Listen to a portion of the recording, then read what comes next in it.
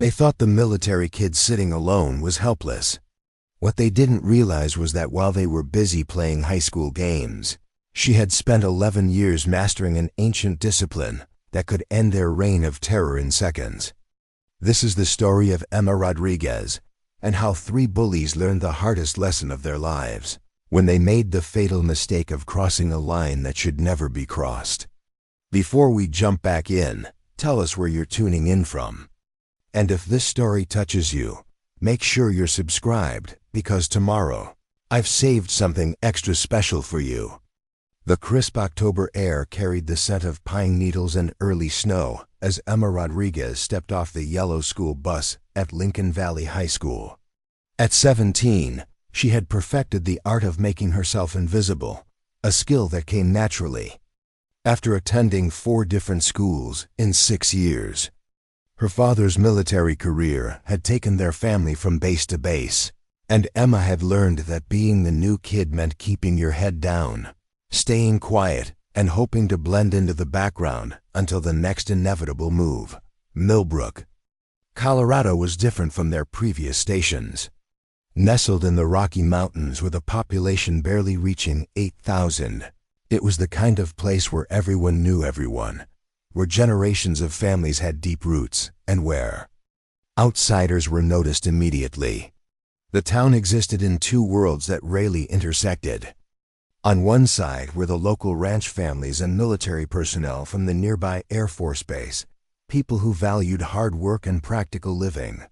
On the other side were the wealthy resort families who had discovered Millbrook's potential as a ski destination, bringing money, influence, and a sense of entitlement that didn't always sit well with the locals. Lincoln Valley High School reflected this divide perfectly. With 1,200 students, it was large enough to have distinct social groups, but small enough that privacy was nearly impossible. The hallways buzzed with the energy of teenagers preparing for homecoming festivities, winter sports tryouts, and the social dramas that seemed to intensify as the weather grew colder. Emma observed all of this from the periphery, carrying her worn backpack and keeping her expression carefully neutral as she navigated through crowds of students who had known each other since elementary school. What none of these students could possibly know, what Emma had never shared with anyone outside her family, was that the quiet girl who sat alone at lunch and rarely spoke above, a whisper possessed skills that would have shocked them into silence. Since the age of 6, when her family had been stationed in Okinawa, Japan for 3 years, Emma had been studying Shotokan karate under the guidance of her father, Carlos Rodriguez, a retired Marine Corps sergeant who believed that discipline and self-defense were essential life skills. Those 3 years in Japan had been transformative. While other military children struggled with the cultural adjustment, Emma had thrown herself into the study of traditional martial arts with the dedication of someone far beyond her years. Her sensei, an elderly man named Takeshi Yamamoto, who had trained American service members for decades, had seen something special in the serious little girl who bowed perfectly and listened intently to every instruction. Under his guidance, Emma had not only learned the physical techniques of karate, but had absorbed the philosophical foundations that made it more than just fighting. Karate-do is the way of the empty hand, Sensei Yamamoto had taught her during those early morning sessions in the dojo that smelled of incense and decades of dedicated practice. But more than this, it is the way of the empty ego. True strength comes from restraint, true power from protecting others, not from seeking to dominate them. These words had become Emma's guiding principles, shaping not just her approach to martial arts, but her entire worldview. When the Rodriguez family had returned to the United States, Emma had continued her training with her father, who had studied various martial arts during his military career. Their garage had been converted into a makeshift dojo, complete with mirrors, training equipment, and the same respectful atmosphere that Sensei Yamamoto had insisted upon. By the time Emma turned 14, she had earned her black belt, an achievement that her father had celebrated privately with a quiet dinner and a simple Acknowledgement that she had earned something most adults never would. But Emma's martial arts training remained her deepest secret. She had learned early that being different was dangerous for a military kid who moved frequently. Students often viewed military children with suspicion, seeing them as temporary intrusions who would disappear just as quickly as they arrived. Adding the label of karate expert to military brat would have made her even more of an outsider, potentially attracting the wrong kind of attention from students who might want to test her abilities or challenge her to prove herself. Philosophy her father and Sensei Yamamoto had drilled into her made keeping the secret easier. A true martial artist never seeks conflict, her father reminded her regularly during their training sessions. The best fight is the one that never happens. Your skills are for protection, not for proving anything to anyone. Emma had taken these lessons to heart, understanding that real strength meant having the ability to defend yourself while hoping you never had to use it. Lincoln Valley High School presented Emma with familiar challenges wrapped in new packaging. The social hierarchy was immediately apparent, dominated by students whose families had deep local connections or significant wealth. At the top of this hierarchy sat Brandon Mitchell, an 18-year-old senior whose family owned the largest ski resort in the area. Brandon moved through the school with the confidence of someone who had never been told no, who had grown up believing that his family's money and influence made him untouchable. Brandon was everything Emma had learned to avoid in her previous schools. Tall and athletic with perfectly styled dark hair and clothes that cost more than most families spent on groceries, he commanded attention wherever he went. Teachers seemed to overlook his behavior, perhaps because of his family's donations to the school district, or perhaps because he was clever enough to keep his worst actions hidden from adult supervision. Students either sought his approval or stayed out of his way, understanding instinctively that crossing Brandon Mitchell meant making life at Lincoln Valley much more difficult. His closest companions were Ryan Torres and Kyle Henderson, both juniors who had attached themselves to Brandon's social orbit. Ryan was a hulking presence on the football team, standing 6 feet 4 inches with the kind of physical mass that made him intimidating even when he wasn't trying to be. His grades were mediocre at best, but his size and his willingness to follow Brandon's lead had earned him a place in the popular crowd. Kyle was different, leaner and more calculating, with the kind of cool intelligence that allowed him to find exactly the right words to hurt someone where it would damage them most. Together, the three of them formed a toxic triangle that had dominated Lincoln Valley's social scene for years. They were careful to maintain plausible deniability when authority figures were around, but students knew to avoid them when teachers weren't watching. Their favorite targets were military kids, students whose families would inevitably transfer away, making them perfect victims who would disappear before any long-term consequences could develop. Emma had been warned about them before her first week ended. Mia Thompson, a sophomore with kind eyes and an openness that Emma found refreshing, had approached her during lunch with genuine concern. "I don't want to scare you," Mia had said, glancing around the cafeteria to make sure they weren't being overheard. "But you should know about Brandon and his friends. They have this thing about military kids. Last year, they made life so miserable for this kid Marcus that his family requested an early transfer. His dad was a sergeant at the base, and they just couldn't take it anymore." The warning had been delivered with such obvious worry that Emma had felt grateful for Mia's kindness, while also recognizing the familiar pattern. Every school had its predators, students who had learned that cruelty could be a form of entertainment if you were clever. Enough about how you practiced it.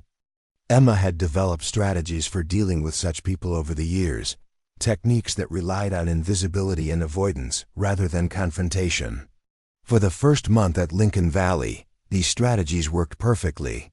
Emma had mapped out the school's layout with military precision, identifying alternative routes between classes that avoided the areas where Brandon and his friends typically congregated.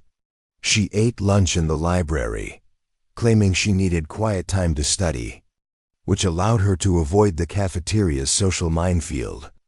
During class changes, she timed her movements to arrive just as the bell rang, minimizing her exposure to hallway interactions.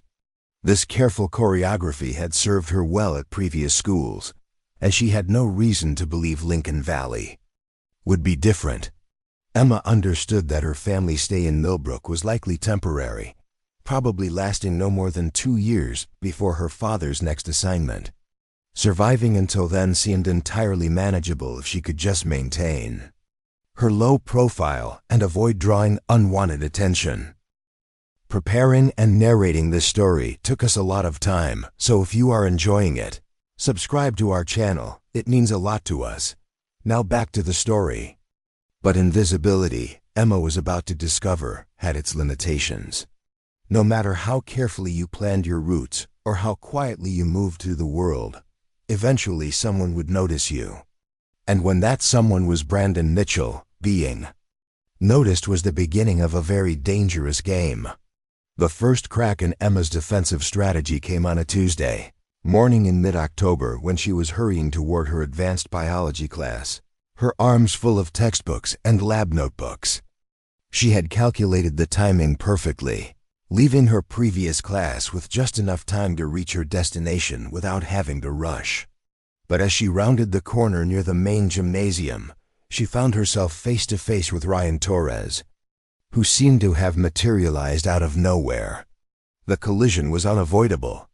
Emma's books scattered across the hallway floor, and she found herself looking up at Ryan's massive frame as he stood over her scattered belongings with an expression of mock surprise. "Whoa there, Tiny," Ryan said, his voice carrying easily through the hallway despite the crowds of students passing by. "Maybe you should watch where you're going." His tone was conversational, almost friendly, but Emma recognized the predatory assessment in his eyes. She had seen that look before. The expression of someone evaluating potential prey and finding it promising. "Sorry," Emma murmured, quickly kneeling to gather her scattered materials. She kept her eyes down, focusing on collecting her books while hoping Ryan would lose interest and move on. But she could feel him watching her, could sense the wheels turning in his head as he processed this encounter. "You're the new military kid, right?" Ryan continued, making no effort to help her collect her things. "Emma something, Rodriguez?" The way he pronounced her last name, drawing out the syllables with deliberate emphasis, made it clear that her heritage had not gone unnoticed. Emma nodded briefly, still focusing on her books. "I need to get to class," she said quietly, hoping to end the interaction before it could develop into something more problematic. "Don't we all?" Ryan replied with a laugh that held no genuine humor. "But hey, welcome to Lincoln Valley, Emma Rodriguez. I'm sure we'll be seeing a lot more of each other." As Emma hurried away, she could feel Ryan's gaze following her down the hallway. The encounter had lasted less than 2 minutes, but she recognized its significance immediately. She had been noticed, evaluated, and marked as a potential target. The careful invisibility she had maintained for the past month had been shattered by a chance encounter that could have happened to anyone. That evening, as Emma worked through her nightly karate routine in the family's converted garage dojo, she found herself thinking about the encounter with Ryan. Her father had always taught her that awareness was the first line of defense, that recognizing potential threats early was essential for avoiding conflict. As she moved through the precise flowing movements of kata, the traditional forms that had been practiced by martial artists for centuries, Emma tried to process what had happened and what it might mean for her remaining time at Lincoln Valley. The garage dojo was Emma's sanctuary, a place where she could be completely herself, without worrying about maintaining the careful facade she presented to the world. The walls were lined with mirrors that her father had installed, allowing for perfect form correction during training.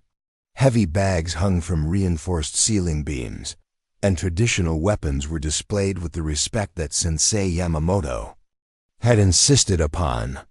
The space smelled of leather and effort, of discipline and dedication, creating an atmosphere that immediately centered Emma's thoughts.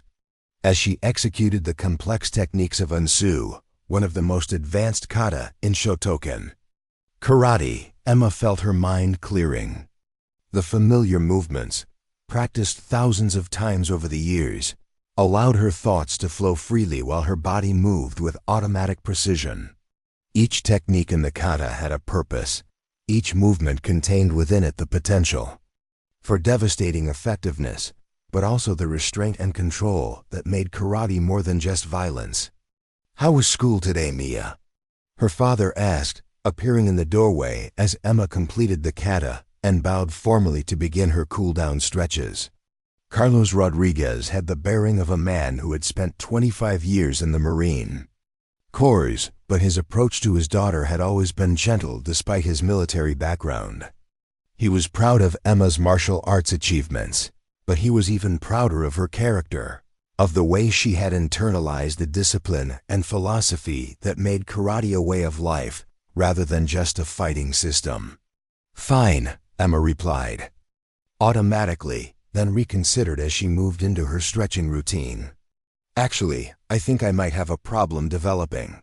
Her father's expression grew more attentive, but he waited for her to continue rather than pressing for details.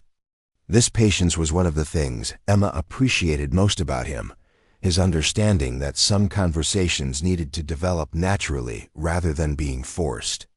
"There are some students who like to target military kids," Emma explained, working through the stretches that would prevent her muscles from tightening after training. "I managed to stay under their radar for a month, but today one of them noticed me. I think they might start causing problems." Carlos nodded thoughtfully.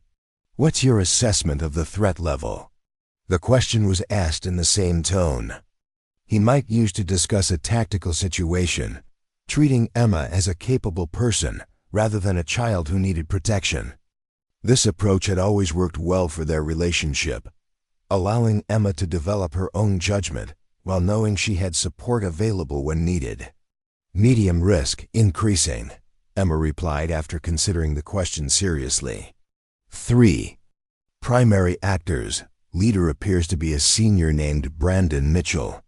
His family has local influence, which probably protects them from consequences. They're smart enough to avoid direct confrontation when authority figures are present. Recommended response strategy? Emma smiled at her father's formal approach, but she appreciated how it helped her think through the situation clearly. Continue avoidance protocols. Maintain low profile. Monitor situation for escalation indicators. And if avoidance becomes impossible? The question hung in the air between them, loaded with years of training and philosophical discussion. Emma understood that her father wasn't asking whether she could defend herself physically. After 11 years of dedicated training, her capabilities were well established. The real question was whether she understood when those capabilities might become necessary, and whether she was prepared to live with the consequences of using them. "Minimum necessary force for self-protection," Emma replied, quoting one of the fundamental principles her father had drilled into her from the beginning of her training. "But I really hope it doesn't come to that." Carlos nodded approvingly. "Let's hope not too. But remember, Mia, there's nothing wrong with protecting yourself when protection becomes necessary. The goal is always to avoid conflict, but not at the cost of allowing yourself to be victimized." As Emma finished her cool-down routine and prepared for bed, she found herself hoping that her assessment was overly cautious, that perhaps Ryan's attention had been casual rather than threatening. But deep down, she recognized the signs of what was coming. She had seen this pattern before at other schools, had watched other students become targets for reasons that had nothing to do with anything they had done wrong. The next morning brought confirmation that her instincts had been correct. As Emma approached her locker before first period, she discovered that someone had taped a note to the metal surface. The message was brief and unsigned. "Military brats don't belong here. Find somewhere else to go." Emma removed the note quickly, glancing around to see if anyone was watching her reaction. Several students seemed to be paying attention to her locker area, but they all looked away when she made eye contact. The message itself was relatively mild compared to some of the harassment she had witnessed at previous schools, but its significance was clear. She had officially been marked as a target, and the campaign against her was beginning. As she walked to her first class, Emma found herself automatically shifting into the hyper-aware state that her martial arts training had developed. She noticed which students were watching her, identified potential escape routes in each hallway, and began mentally cataloging the behavioral patterns of the students around her. It was exhausting to maintain this level of awareness, but years of moving between schools had taught her that early recognition of threats was essential for survival. The warning note was just the beginning. Over the next several days, Emma experienced a systematic campaign of low-level harassment designed to make her daily life at Lincoln Valley as unpleasant as possible. Her textbooks were knocked from her hands as she walked between classes, always by students who offered obviously insincere apologies before disappearing into the crowd. Her locker was repeatedly jammed with gum or tape, forcing her to spend extra time cleaning it before she could access her materials. During lunch periods, when Emma retreated to the library for safety, she would occasionally find her backpack missing when she returned from the restroom. It always reappeared, but sometimes in different locations, sometimes with her belongings rearranged in ways that made it clear someone had been going through them. The harassment was clever and subtle, designed to be annoying rather than obviously criminal, making it difficult to report without sounding paranoid. Emma endured all of this with the same quiet dignity she had developed over years of similar experiences. She cleaned her locker without complaint, retrieved her scattered books without making eye contact with the perpetrators, and continued focusing on her academic work as though nothing unusual was happening. But internally, she was tracking every incident, every face, every pattern of behavior that might become important later. The harassment was affecting her sleep and her concentration, but Emma was determined not to let it show. During her evening training sessions with her father, she worked out her frustrations on the heavy bag, channeling her anger into precise, powerful techniques that left her feeling centered and strong. These sessions were becoming increasingly important for her mental health, providing an outlet for emotions that she couldn't safely express anywhere else. But as the harassment continued and gradually intensified, Emma began to realize that her situation at Lincoln Valley might become more serious than anything she had experienced at previous schools. The combination of Brandon's local influence, the school's tight-knit social structure, and the particular targeting of military families suggested that this campaign might continue and escalate rather than burning out quickly as it had elsewhere. The escalation came sooner than Emma had expected, and in a way that made it clear that Brandon and his friends were no longer content with subtle harassment. The escalation began on a Thursday morning when Emma discovered that someone had accessed her locker overnight and arranged her textbooks in a way that caused them all to tumble out when she opened the metal door. As she knelt to collect the scattered materials, she noticed that several students had positioned themselves nearby, phones ready to capture her reaction. The setup was too coordinated to be accidental, too precisely timed to be random mischief. Emma gathered her books with the same calm efficiency she brought to everything else, refusing to give the observers the emotional reaction they were clearly hoping to document. But as she stood and closed her locker, she found herself face to face with Brandon Mitchell himself, leaning casually against the neighboring locker with the kind of smile that never reached his eyes. "Having trouble with your locker, Emma?" Brandon asked, his voice carrying just loud enough for the nearby students to hear clearly. "These old locks can be pretty tricky. Maybe you're just not used to our mountain altitude yet. I hear it affects people differently." The comment was carefully crafted to sound helpful while actually being condescending. The kind of verbal manipulation that Brandon had perfected over years of practice.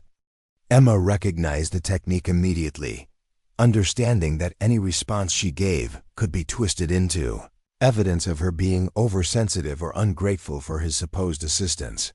"It's fine," Emma replied quietly, adjusting her backpack and preparing to leave for her first class. She kept her voice neutral, her expression carefully blank, hoping to avoid giving Brandon any ammunition for further harassment.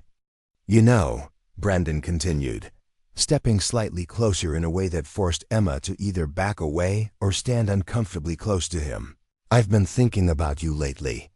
About how hard it must be, moving around all the time, never really belonging anywhere. That's got to mess with your head, right? Never having real friends, never being part of a real community." The psychological attack was more sophisticated than anything Emma had experienced from previous school bullies. Brandon wasn't just trying to intimidate her physically or embarrass her socially. He was attempting to undermine her sense of identity and belonging, targeting the specific vulnerabilities that came with being a military child who had never lived anywhere long enough to develop deep roots.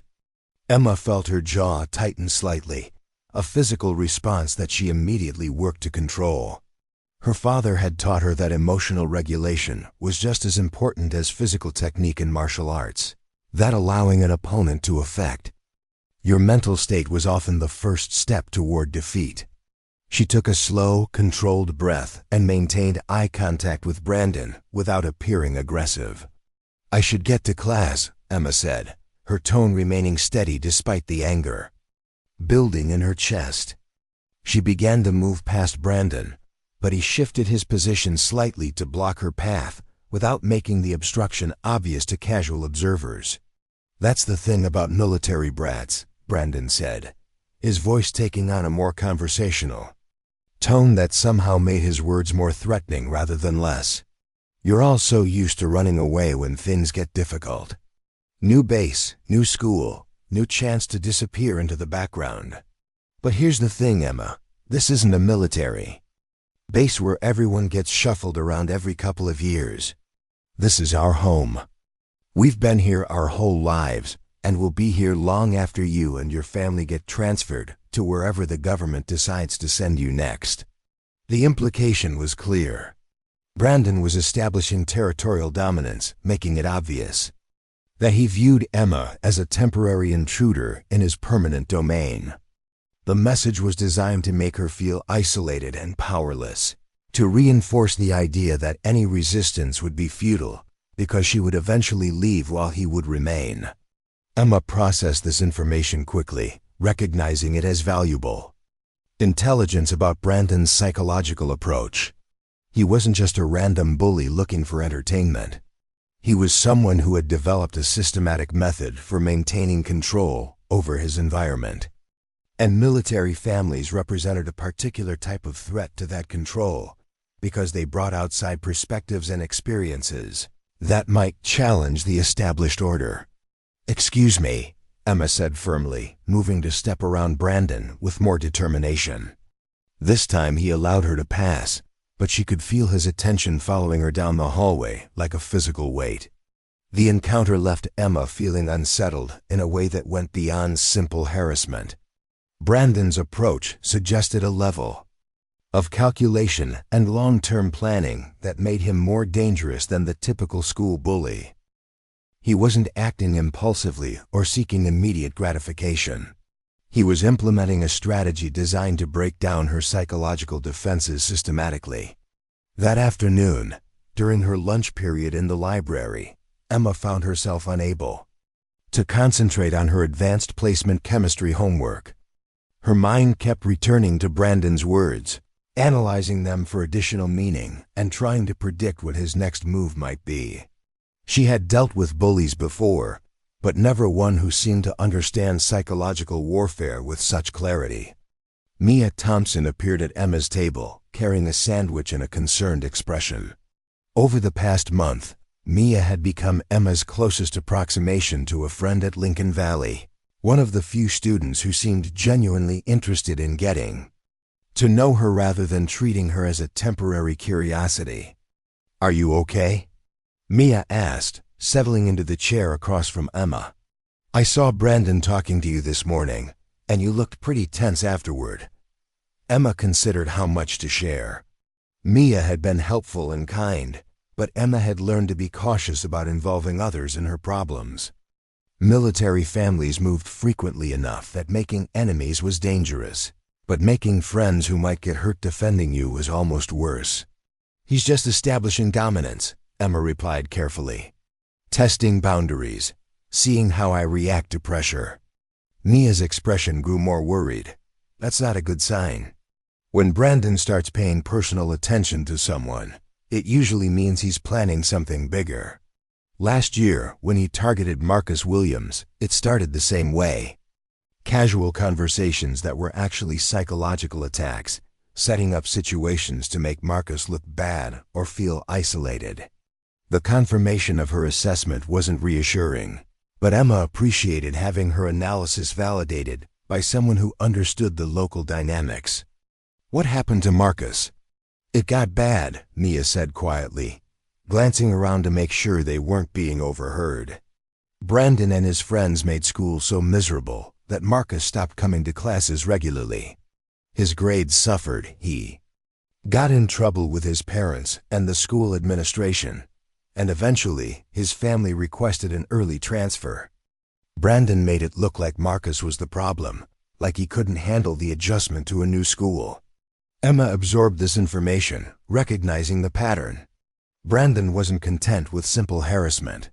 He was orchestrating situations designed to make his targets appear unstable or problematic, shifting blame for the conflict onto the victims while maintaining his own reputation as a model student. It was a sophisticated form of psychological manipulation that could be devastatingly effective. "Why doesn't anyone stop him?" Emma asked, though she suspected she already knew the answer. "His family basically owns half the town," Mia explained. "The ski resort employs a lot of people, and they donate money to the school district every year. Plus, Brandon is smart about it. He never does anything obviously wrong when adults are watching. By the time anyone realizes what's happening, the damage is already done and the target is gone." The conversation was interrupted by the arrival of Kyle Henderson, who appeared at their table with the kind of predatory grin that immediately put Emma on high alert. Kyle was Brandon's most calculating lieutenant, the one who seemed to enjoy the psychological aspects of bullying more than the physical intimidation. "Ladies," Kyle said, pulling out a chair and sitting down without being invited. "Mind if I join you? I was just thinking about how nice it is to see new students making friends. Emma, right? I feel like we haven't been properly introduced." Emma recognized the intrusion as a deliberate violation of her safe space. The library had been her refuge during lunch periods, the one place where she could eat peacefully without worrying about social dynamics or potential confrontations. Kyle's presence turned it into another battlefield. "We were just finishing," Emma said, beginning to pack up her materials. She kept her movements calm and deliberate, not wanting to appear panicked or intimidated, but also not wanting to engage in whatever game Kyle was playing. "Oh, don't leave on my account," Kyle replied with false sincerity. "I was hoping we could chat. I'm really interested in hearing about all the places you've lived. It must be fascinating, getting to experience so many different communities. Although I guess that also means you never really get to know any of them very well, right? Always moving on just when things start to get interesting." The comment was designed to reinforce Brandon's earlier theme about Emma's transient status. But Kyle delivered it with a casual friendliness that made it harder to object to directly. Emma realized that she was dealing with someone who understood social manipulation as a refined art form. Mia looked uncomfortable but seemed uncertain about how to help without making the situation worse. Emma appreciated her friend's concern, but also understood that Mia had to continue living in this community long after Emma would inevitably move away. Getting involved in a conflict with Brandon's group could have long-term consequences for Mia that weren't fair to ask her to accept. Actually, it's been educational, Emma replied carefully. You learn to adapt quickly, to read new situations and understand different social dynamics. It's a useful skill set. Kyle's grin widened slightly, as though Emma's response had confirmed something he had been testing for. I bet it is. Adaptation, reading situations, understanding dynamics. Those are valuable abilities. I'm curious. Though, what's your read on Lincoln Valley's dynamics so far? What have you learned about our little community? The question was clearly a trap of some kind, but Emma couldn't immediately identify what Kyle was hoping to accomplish. Any answer she gave could potentially be used against her later, twisted into evidence of arrogance or whatever narrative would be most damaging. I'm still learning, Emma said neutrally, finishing her packing and standing up from the table. If you'll excuse me, I need to get to class. Of course, Kyle replied, making no move to get up from the chair he had appropriated. But Emma, before you go, I wanted to make sure you know that if you ever need anything, if you ever feel like you're having trouble adapting to our little mountain community, you should definitely let us know. Brandon and Ryan and we really want to make sure you feel welcome here. We'd hate for you to feel isolated or misunderstood. The offer was delivered with such apparent sincerity that someone overhearing the conversation might have interpreted it as genuine kindness. But Emma heard the underlying threat clearly. Kyle was establishing that he and his friends were watching her, that they had the power to make her feel unwelcome, and that any problem she experienced would be framed as her failure to adapt rather than their campaign of harassment. Thank you, Emma replied simply, not wanting to give Kyle any additional material to work with. She left the library with her head high and her pace steady, but internally she was processing the realization that her situation at Lincoln Valley was rapidly becoming more serious than anything she had experienced before. That evening, as Emma worked through her training routine in the family dojo, she found herself pushing harder than usual. The heavy bag absorbed the force of strikes that were technically perfect, but emotionally charged, each technique carrying the frustration and anger that she couldn't safely express anywhere else. Her father watched from the doorway for several minutes before stepping into the training space. Your form is excellent, Carlos observed, but your energy is different tonight. More aggressive, less centered. Want to talk about what's bothering you? Emma completed the combination she was working on before turning to face her father. Sweat dampened her hair and training uniform, and her breathing was slightly elevated from the intensity of her workout. The situation at school is escalating faster than I expected. The primary antagonist is more sophisticated than typical bullies. He's using psychological tactics designed to isolate me and make me appear unstable if I try to resist. Carlos nodded thoughtfully. Sophisticated opposition requires sophisticated response strategies. What's your current assessment of options? Emma appreciated her father's approach to these discussions. Rather than immediately offering solutions or expressing parental concern, he treated her as a tactical partner capable of analyzing complex situations. This respect for her judgment had been crucial in developing her confidence and decision-making abilities. Limited options, Emma admitted. Traditional avoidance strategies are becoming less effective. The harassment is designed to follow me into previously safe spaces. Reporting to school authorities would likely be ineffective because the antagonists are careful to maintain plausible deniability, and their families have local influence that could complicate official responses. And escalation to physical confrontation? Last resort only, Emma replied automatically. But I'm starting to think it might become inevitable. They're testing boundaries systematically, looking for my breaking point. If they don't find it through psychological pressure, they may shift to physical intimidation. Carlos was quiet for a moment, considering his daughter's analysis. What would constitute a breaking point for you? What line would they have to cross to justify physical response? The question forced Emma to think seriously about her own limits and principles. Her martial arts training had always emphasized that violence should be used only when absolutely necessary for protection. But defining absolutely necessary in specific terms was more difficult than she had anticipated. Physical assault, obviously, Emma said slowly. Threats of physical harm that seem credible. Harassment that endangers other students who don't have the ability to protect themselves. She paused, thinking about Kyle's behavior in the library. Sexual harassment or assault would definitely cross the line. Those are good parameters, Carlos agreed. Clear, defensible, morally justified.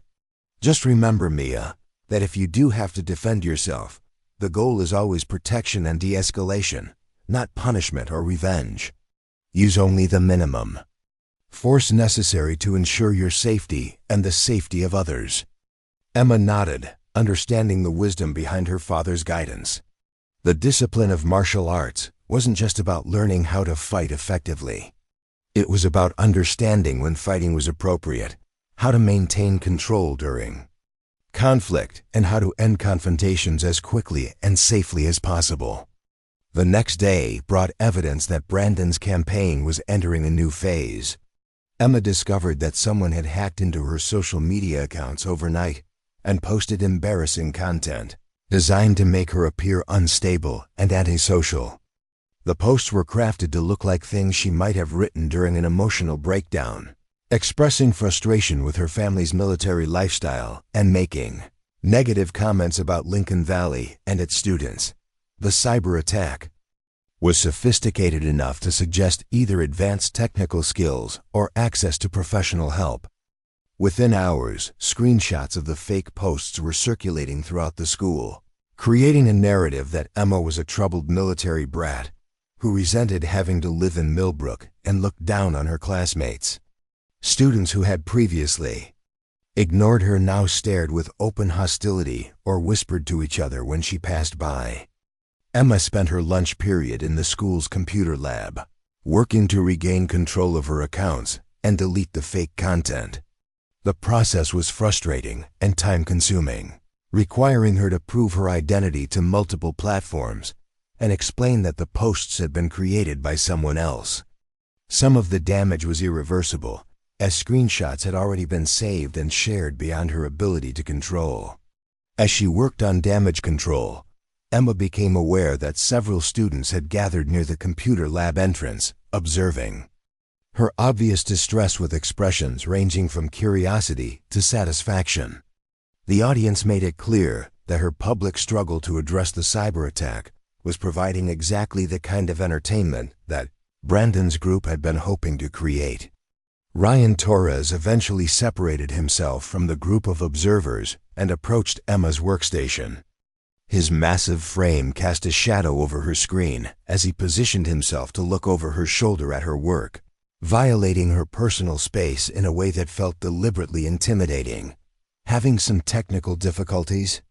Ryan asked, his voice carrying the same false concern that Kyle had displayed in the library. "Social media can be pretty tricky. Sometimes people post stuff they don't really mean, especially when they're feeling stressed or emotional. Moving to a new place can be really hard on some people."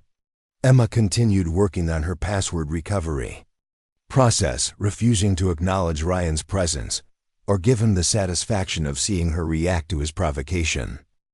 But she was acutely aware of his proximity, of how his size could be used to physically intimidate her if he chose to escalate the confrontation. "The thing is," Ryan continued, leaning closer to Emma's workstation, "when someone posts stuff that makes them look unstable or antisocial, it affects how other people see them. People start to wonder if maybe there's something wrong with that person, if maybe they're not as innocent or harmless as they pretend to be." The implication was clear. Ryan was threatening to use the fake social media posts as justification for more aggressive harassment, claiming that Emma's supposed emotional instability made her a legitimate target for whatever treatment they chose to impose.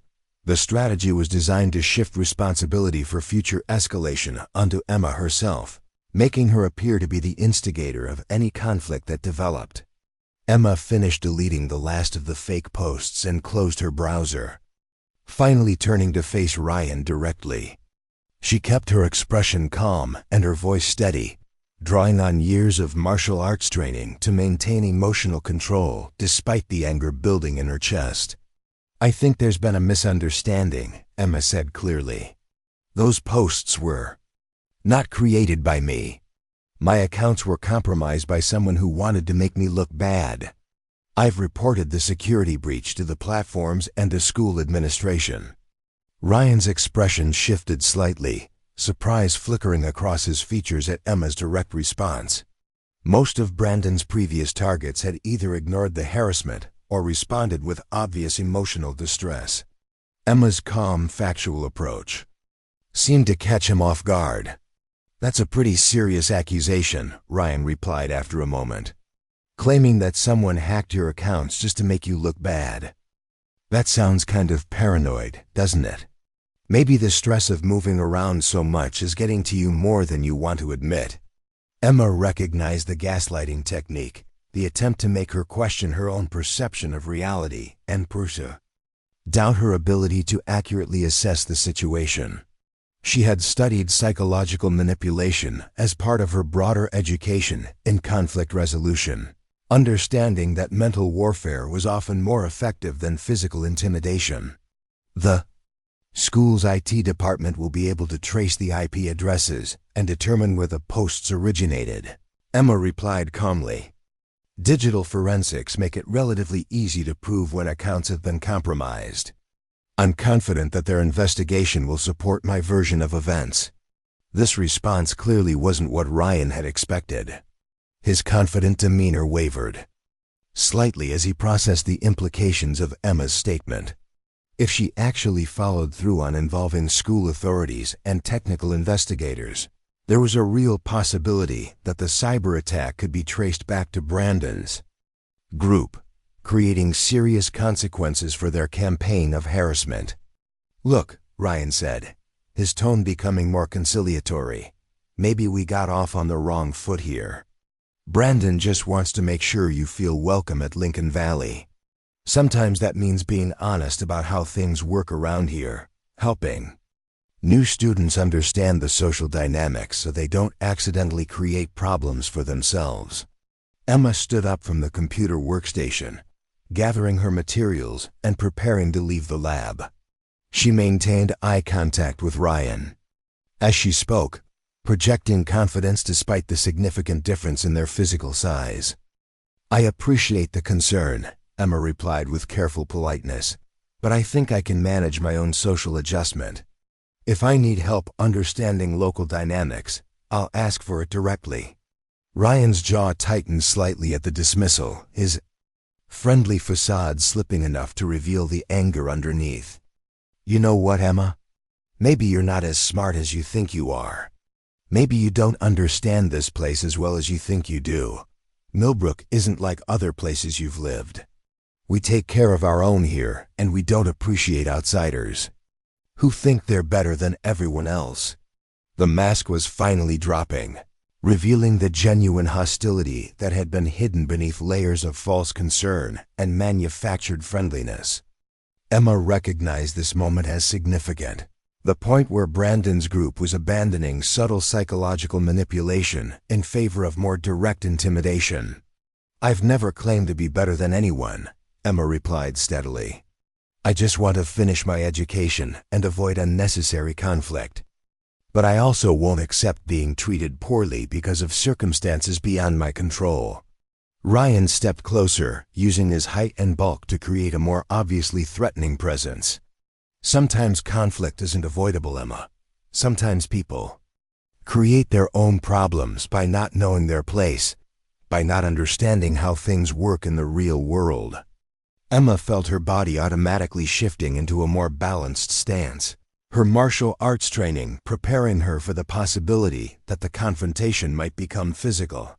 But she maintained her calm external demeanor, understanding that any visible sign of preparation for combat could be used to portray her as the aggressor in this situation. "I should get to class," Emma said simply, moving toward the computer lab exit. Ryan allowed her to pass, but she could feel his anger radiating behind her as she left the room. The encounter marked a clear escalation in Brandon's campaign.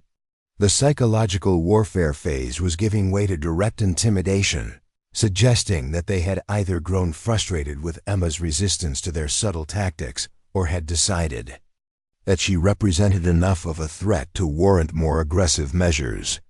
That afternoon, Emma found her backpack missing from her assigned gym locker. When she finally located it 20 minutes later, hidden behind equipment in the storage room, several of her textbooks were missing and her homework assignments had been destroyed.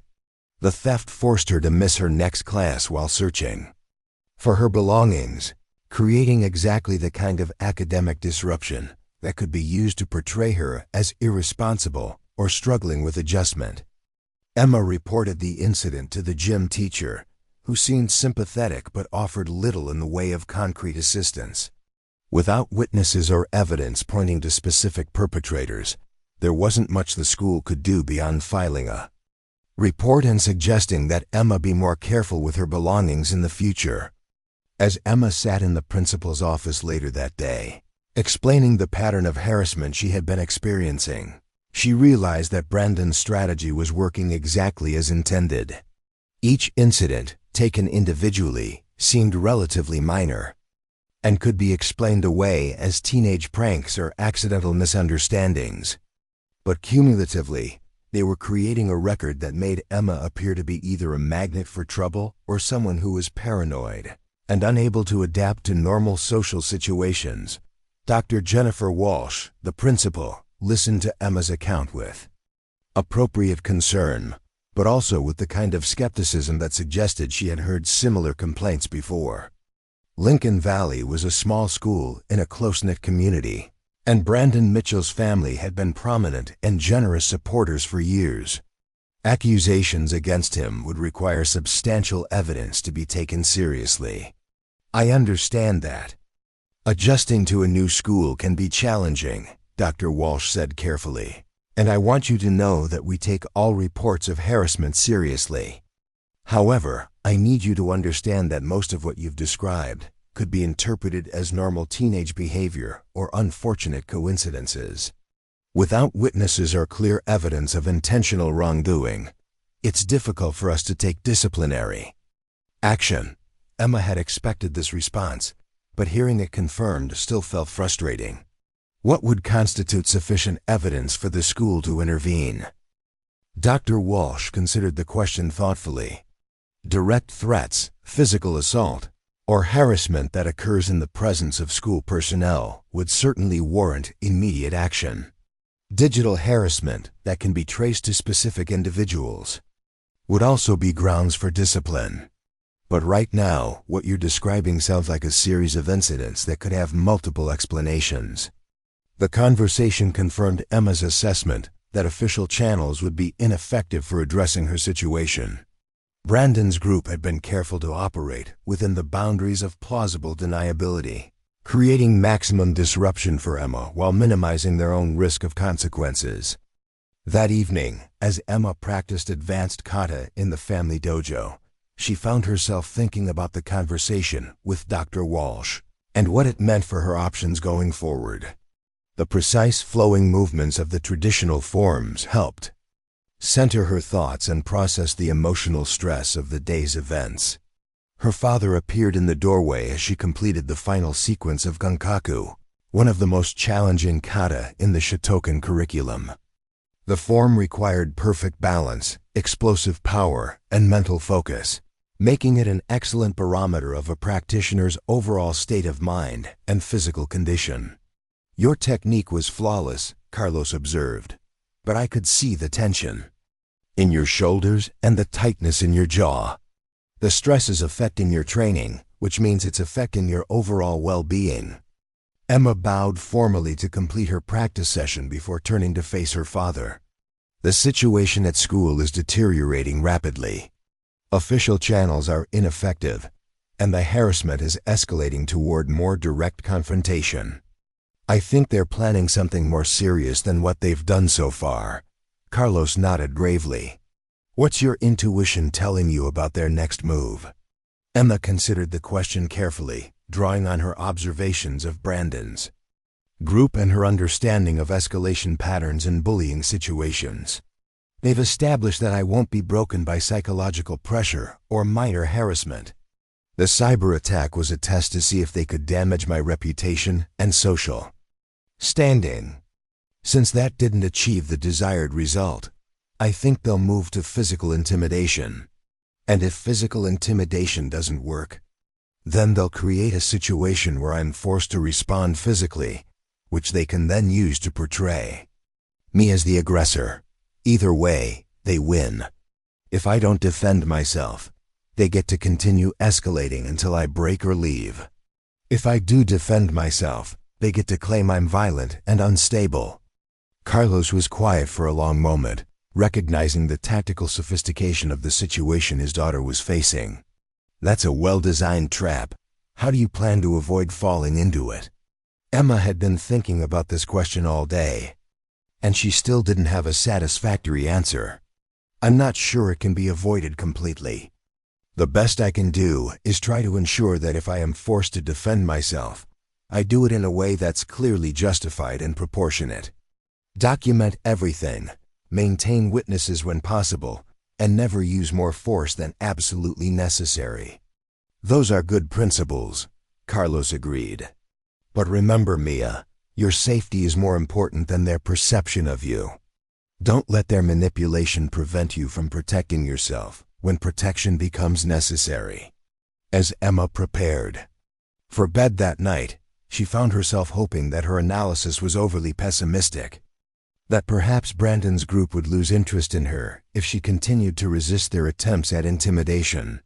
But deep down, she recognized the signs of a conflict that was moving toward an inevitable confrontation. The only questions remaining were when it would happen, where it would occur, and whether she would be able to control the circumstances when it did. The final confrontation came on a Friday afternoon in late October, when the early mountain snow had begun dusting the peaks surrounding Millbrook, and the hallways of Lincoln Valley High School carried the crisp bite of approaching winter. Emma had stayed after school to complete a makeup chemistry lab, having missed the original session when her backpack went missing earlier that week. The extra time in the science wing meant that most students had already departed for their weekend activities, leaving the building largely empty except for a few teachers finishing their weekly preparations and the custodial staff beginning their evening routines. Emma gathered her completed lab report and organized her materials with the methodical precision that had become second nature after years of moving between schools.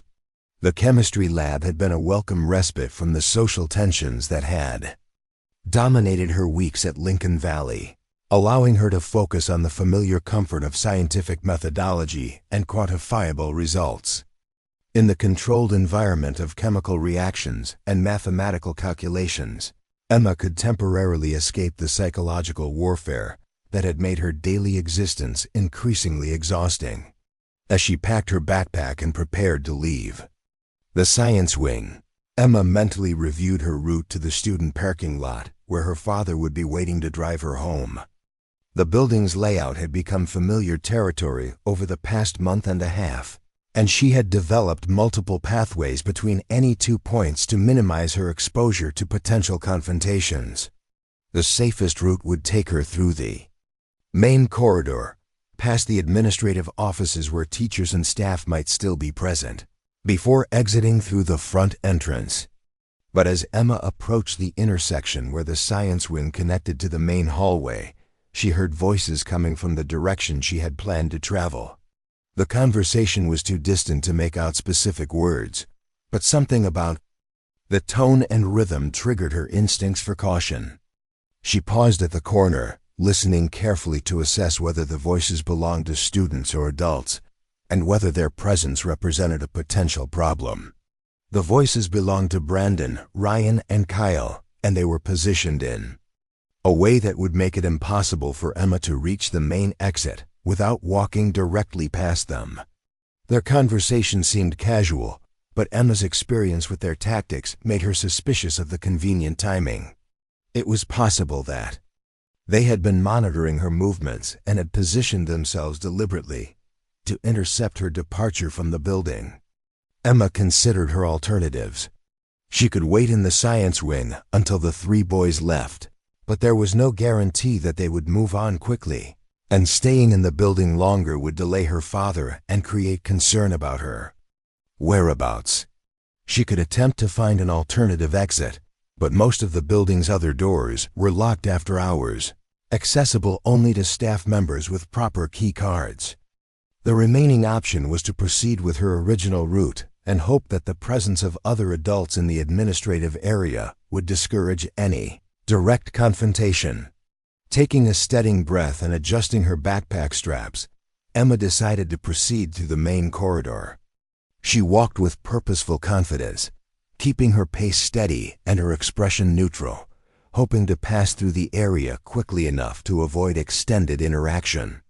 But as she approached the group, it became clear that avoiding them entirely would not be possible. Brandon stepped away from his conversation with Ryan and Kyle, positioning himself in Emma's path with the kind of casual deliberateness that made it difficult to claim he was intentionally blocking her way. His expression carried the same false friendliness that had characterized their previous encounters, but Emma noticed a tension in his posture that suggested today might be different from their earlier confrontations. "Emma," Brandon said with apparent pleasure, as though encountering her was a delightful surprise rather than a carefully orchestrated interception. "Perfect timing. We were just talking about you. Well, not specifically about you, but about the situation you've created here at Lincoln Valley. We think it's time we had a more serious conversation about how you're fitting into our community." Emma felt her awareness sharpen automatically, her martial arts training shifting her into a state of heightened alertness that allowed her to process multiple streams of information simultaneously. She noted the positions of all three boys, the distance to potential exits, the presence or absence of other people in the corridor, and the overall tactical situation she was facing. The administrative offices were visible down the hallway, but far enough away that any confrontation could develop and conclude before help could arrive. "I'm meeting my father," Emma replied calmly, maintaining eye contact with Brandon while keeping the other two boys in her peripheral vision. "He's waiting for me in the parking lot." "That's considerate of him," Brandon replied, his tone remaining conversational despite the underlying tension Emma could sense building in the atmosphere. Military dads are usually pretty punctual, aren't they? All that discipline and scheduling. But this will only take a few minutes. We just want to clear up some misunderstandings that seem to have developed over the past few weeks. Ryan and Kyle had moved to flank Emma's position, not obviously threatening, but creating a semicircle that limited her options for movement. Emma recognized the formation as a classic intimidation tactic, designed to make her feel surrounded and vulnerable, without appearing overtly aggressive to any potential observers. The positioning was too coordinated to be accidental, confirming her suspicion that this encounter had been planned in advance. "What kind of misunderstandings?" Emma asked, though she was fairly certain she already knew the direction this conversation would take. Her voice remained steady, but internally she was running through potential response scenarios and calculating the relative risks and benefits of different tactical approaches. "Well," Brandon said, taking a half-step closer to Emma, "there seems to be some confusion about your role here at Lincoln Valley, about what kind of behavior is appropriate for someone in your situation. See, we've been pretty patient with you, trying to help you understand how things work in our community, but you seem to think you're above all that. You seem to think you can ignore our guidance and do whatever you want without consequences." The psychological attack was more direct than anything Brandon had attempted previously, abandoning the pretense of helpful concern in favor of explicit intimidation. Emma recognized this shift as significant, indicating that Brandon's group had decided that subtle manipulation was insufficient, and that more aggressive tactics were necessary to achieve their objectives. "I haven't ignored anything," Emma replied carefully. "I've tried to avoid conflict and focus on my academic work. If I've done something that violated school rules or community standards, I'm willing to discuss it with appropriate authority figures." Kyle laughed, a sound with no humor that echoed off the empty hallway walls. "Authority figures? You mean like Dr. Walsh, who already thinks you're a paranoid troublemaker who can't adjust to normal social situations? Or maybe the teachers who've noticed that you always seem to be involved in some kind of drama or disruption?" The comment revealed how effectively Brandon's campaign had been working behind the scenes. They had been carefully constructing a narrative that portrayed Emma as the source of conflict rather than the victim of harassment, laying groundwork that would protect them if the current confrontation escalated to a level that required official investigation. "The thing is, Emma," Brandon continued, "we've tried to be nice about this. We've tried to help you understand your place here without having to be too direct about it. But you're not getting the message. You keep acting like you belong here, like you have the same rights and privileges as students whose families have. Been part of this community for generations." Emma felt her jaw tighten slightly at the explicit statement of what had been implicit in their previous interactions. Brandon was claiming territorial privilege based on his family's local status, asserting that her military background made her a second-class student who should accept whatever treatment they chose to impose. The arrogance of the position was breathtaking, but Emma forced herself to maintain emotional control. "Every student has the same rights under school policy," Emma replied evenly. "Local family history doesn't create different categories of citizenship or different standards of treatment." Ryan stepped closer, his massive frame casting a shadow over Emma despite the fluorescent lighting in the hallway. "Maybe not officially, but this isn't about school policy. This is about reality. This is about understanding that some people belong here and some people are just passing through. And people who are just passing through need to be careful about how they behave while they're here."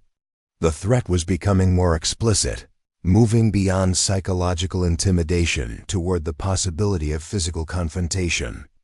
Emma assessed her tactical situation, noting that the three boys now had her effectively surrounded, blocking all obvious avenues of retreat. The administrative offices were still visible down the corridor, but the distance seemed much greater. Now that active confrontation appeared imminent. "What exactly are you asking me to do?" Emma asked, though she suspected that the answer would be designed to humiliate her rather than resolve the conflict peacefully. Brandon smiled, but the expression held no warmth or genuine friendliness. "We're asking you to show some respect. Some acknowledgement that you understand your position here.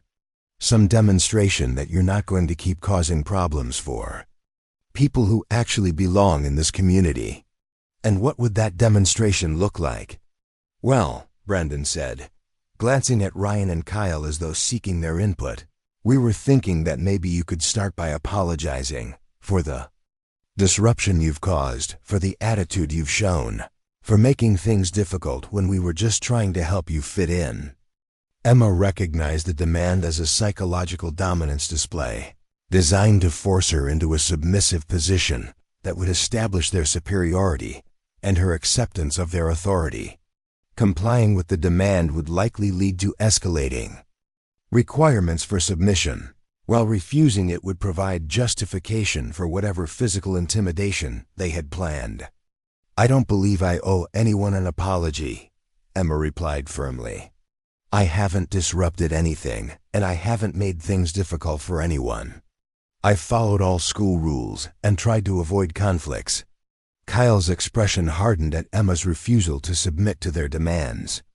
"See, that's exactly the kind of attitude we're talking about. You think you're better than us. You think you don't have to follow the same rules as everyone else. That kind of arrogance is exactly what creates problems in communities like ours. I think we need to help Emma understand the consequences of that kind of attitude," Ryan added, his voice taking on a more menacing tone. Sometimes people need to learn lessons the hard way when they won't listen to reasonable guidance. Emma felt her body automatically shifting into a more balanced stance as the conversation moved closer to explicit threats of violence. Her martial arts training was preparing her for physical confrontation, while her conscious mind continued to seek alternatives that might de-escalate the situation without requiring her to reveal her combat capabilities. "I should go," Emma said, taking a step toward what appeared to be the least blocked exit route. "My father is expecting me, and this conversation isn't productive for anyone." Brandon moved to block her path more obviously, abandoning any pretense that he wasn't intentionally preventing her from leaving. "Actually, Emma, I think this conversation is exactly what's needed. I think it's time you learned some important lessons about respect and humility and understanding your place in the world." Ryan stepped closer from behind, effectively trapping Emma between the three boys in a formation that made their intent unmistakably threatening. "Yeah, Emma, time for some education about how things work in the real world. Maybe you're military. Daddy never taught you about showing proper respect to your betters." The insult directed at her father crossed a line that made Emma's anger flare more intensely than anything they had said about her personally. Her hands clenched slightly before she consciously relaxed them, drawing on her training to maintain emotional control despite the provocation. But internally, she was beginning to shift from defensive planning to offensive preparation. "Don't talk about my father," Emma said quietly, her voice carrying a warning tone that none of the three boys seemed to recognize or understand. Kyle laughed again, the sound more cruel than before. "Oh, did we hit a nerve? Is Daddy's little soldier sensitive about her military family?" "That's sweet, Emma, but here's the thing about military families. You're all just temporary residents wherever you go. You don't build communities, you don't create lasting relationships. You just pass through and leave when the government tells you to move on. The problem is," Brandon added, "while you're passing through, you sometimes cause problems for the people who actually live in these places. You bring your outside attitudes and your sense of entitlement, and you disrupt the social order that the rest of us have to live with long after you're gone." Emma realized that the conversation had moved beyond intimidation toward active psychological assault, designed not just to establish dominance, but to genuinely hurt her on a personal level. The attacks on her family and her military background were intended to undermine her sense of identity and belonging, making her feel isolated and worthless. "I think we've talked enough," Emma said firmly, moving toward the gap between Brandon and Kyle with more determination. "I'm leaving now." But as she attempted to pass between them, Kyle stepped sideways to block her movement while simultaneously reaching out to grab her arm. The physical contact was brief, but it represented a clear escalation from verbal intimidation to physical restraint. Emma pulled her arm away from Kyle's grasp with more force than necessary, sending a clear message that unwanted touching would not be tolerated. "Don't touch me," Emma said sharply, her voice carrying authority that seemed to surprise all three boys. The quiet, submissive military brat they thought they were dealing with had suddenly displayed a backbone that didn't match their expectations. "Or what?" Ryan challenged, moving even closer so that his bulk loomed over Emma's much smaller frame. "What exactly are you going to do about it? Run crying to Daddy? Report us to Dr. Walsh, who already thinks you're a problematic complainer? Face it, Emma, you don't have any real options here." Emma's assessment of the situation shifted decisively in that moment. The three boys had demonstrated clear intent to physically restrain her, had ignored her explicit refusal of unwanted contact, and were now presenting themselves as a credible threat to her physical safety. Her martial arts training had taught her to recognize the moment when defensive action became not just justified, but necessary. "I'm asking you one more time to let me leave," Emma said calmly, her voice steady despite the adrenaline beginning to flow through her system. "Step aside and let me go to meet my father." Brandon's response was to move closer rather than back away, closing the distance between them to a range that made peaceful resolution increasingly unlikely. I don't think you understand the situation you're in, Emma.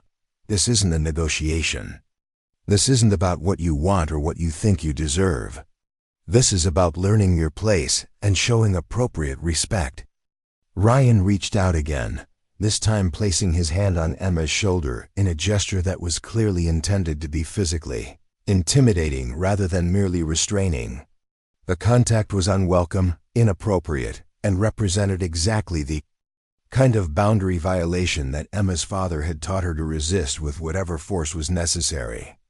"Take your hand off me," Emma said quietly, her voice carrying a deadly calm that should have warned anyone with sense that they were approaching a very dangerous line. Instead of complying, Ryan's grip on her shoulder tightened, his fingers pressing into her collarbone in a way that was clearly intended to cause discomfort. "Maybe you need to learn that you don't get to give orders here, military brat. Maybe you need to understand that some people can do whatever they want to you, and there's nothing you can do about it." Kyle moved to Emma's other side, his hand reaching toward her waist in a gesture that was unmistakably inappropriate and threatening. "Yeah, Emma, time to learn some humility. Time to understand what happens to stuck-up girls who think they're too good for the rest of us." The situation had crossed every line that Emma's training had established for justifying physical self-defense. She was being physically restrained against her will, subjected to unwanted touching that was escalating toward sexual harassment, and threatened with further assault by 3 attackers who significantly outweighed her. Any martial arts instructor in the world would have confirmed that she was facing exactly the kind of situation that justified immediate and decisive defensive action. Emma's mind shifted into the crystalline clarity that her father had taught her to cultivate during crisis situations. Time seemed to slow as her training took over, analyzing the tactical situation with perfect precision and calculating the most effective response to neutralize the threat while minimizing unnecessary harm to her attackers. She was no longer the quiet military brat trying to avoid conflict. She was a black belt martial artist with 11 years of intensive training, and she was done being victimized. "Last warning," Emma said softly, her voice carrying a tone of absolute finality that neither Brandon nor his friends seemed to recognize or understand. "Remove your hands and step back." Ryan's response was to laugh and tighten his grip on her shoulder, his other hand moving toward her arm as though he intended to physically restrain her more completely. "Or what, little girl? What exactly do you think you can do against 3 of us?" Kyle's hand reached Emma's waist, his fingers beginning to move in ways that constituted clear sexual assault. "Maybe we should teach her a more personal lesson about respect and submission. Show her what happens to military brats who don't know their place." Brandon stepped even closer, his face only inches from Emma's as he delivered what he clearly intended to be the final psychological blow before whatever physical assault they had planned. "Your daddy isn't here to protect you now, Emma. Nobody's coming to save you. You're all alone with us, and it's time you learned what that means." Emma looked directly into Brandon's eyes, her expression perfectly calm despite the rage burning in her chest, and spoke with quiet certainty that carried years of training and absolute confidence in her abilities. "No," she said simply. "You're all alone with me." The 3 boys had perhaps half a second to register the fact that Emma's demeanor had changed completely, that the frightened victim they thought they were controlling had transformed into something entirely different. But by then, it was far too late for them to understand what they had awakened or to prepare for what was about to happen to them. Emma's training had taught her that real combat was nothing like the movies, where fights lasted for minutes and opponents traded elaborate sequences of attacks and counterattacks. Real violence was swift, decisive, and overwhelming, ending conflicts in seconds rather than extending them for dramatic effect. When a trained martial artist was forced to defend against multiple attackers, the objective was to neutralize the threats as quickly and efficiently as possible, using precise techniques to maximize impact while minimizing the duration of exposure to danger. Ryan, as the largest and most immediate physical threat, became Emma's primary target. His hand on her shoulder provided the perfect opportunity for a defensive technique that would remove his ability to continue the assault, while sending a clear message to his companions about the consequences of their actions. Emma's response was textbook perfect, executed with the precision that came from thousands of hours of practice and the explosive power that her training had developed over 11 years of dedicated study. The technique began with Emma grasping Ryan's wrist, with both hands using his own grip on her shoulder as an anchor point for leverage. In a single fluid motion, she stepped forward and rotated her entire body, applying a joint lock that hyperextended Ryan's elbow while simultaneously using his trapped arm to throw him forward and down. The movement was so fast and unexpected that Ryan had no opportunity to resist or counter, finding himself airborne for a split second before impacting the hallway floor with tremendous force. Kyle, who had been in the process of moving his hand from Emma's waist toward more inappropriate contact, suddenly found himself facing a completely transformed opponent who was no longer the helpless victim he thought he was assaulting.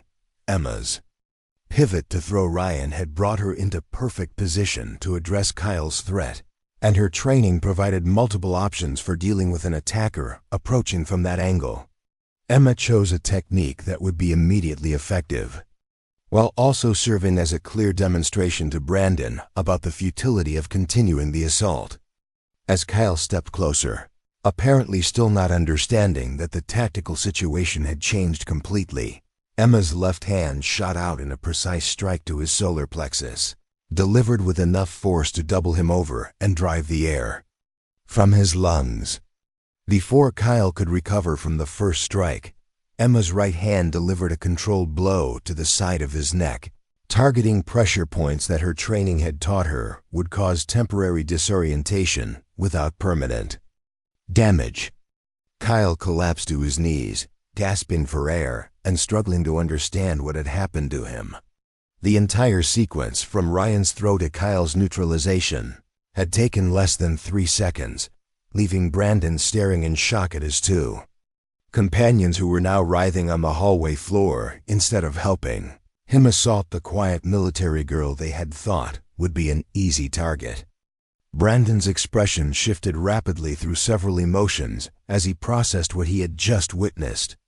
Shock at the speed and effectiveness of Emma's defense gave way to anger at seeing his friends defeated so easily, which in turn transformed into fear as he realized that he was now facing alone an opponent who had just demonstrated capabilities that none of them had suspected she possessed. What the hell?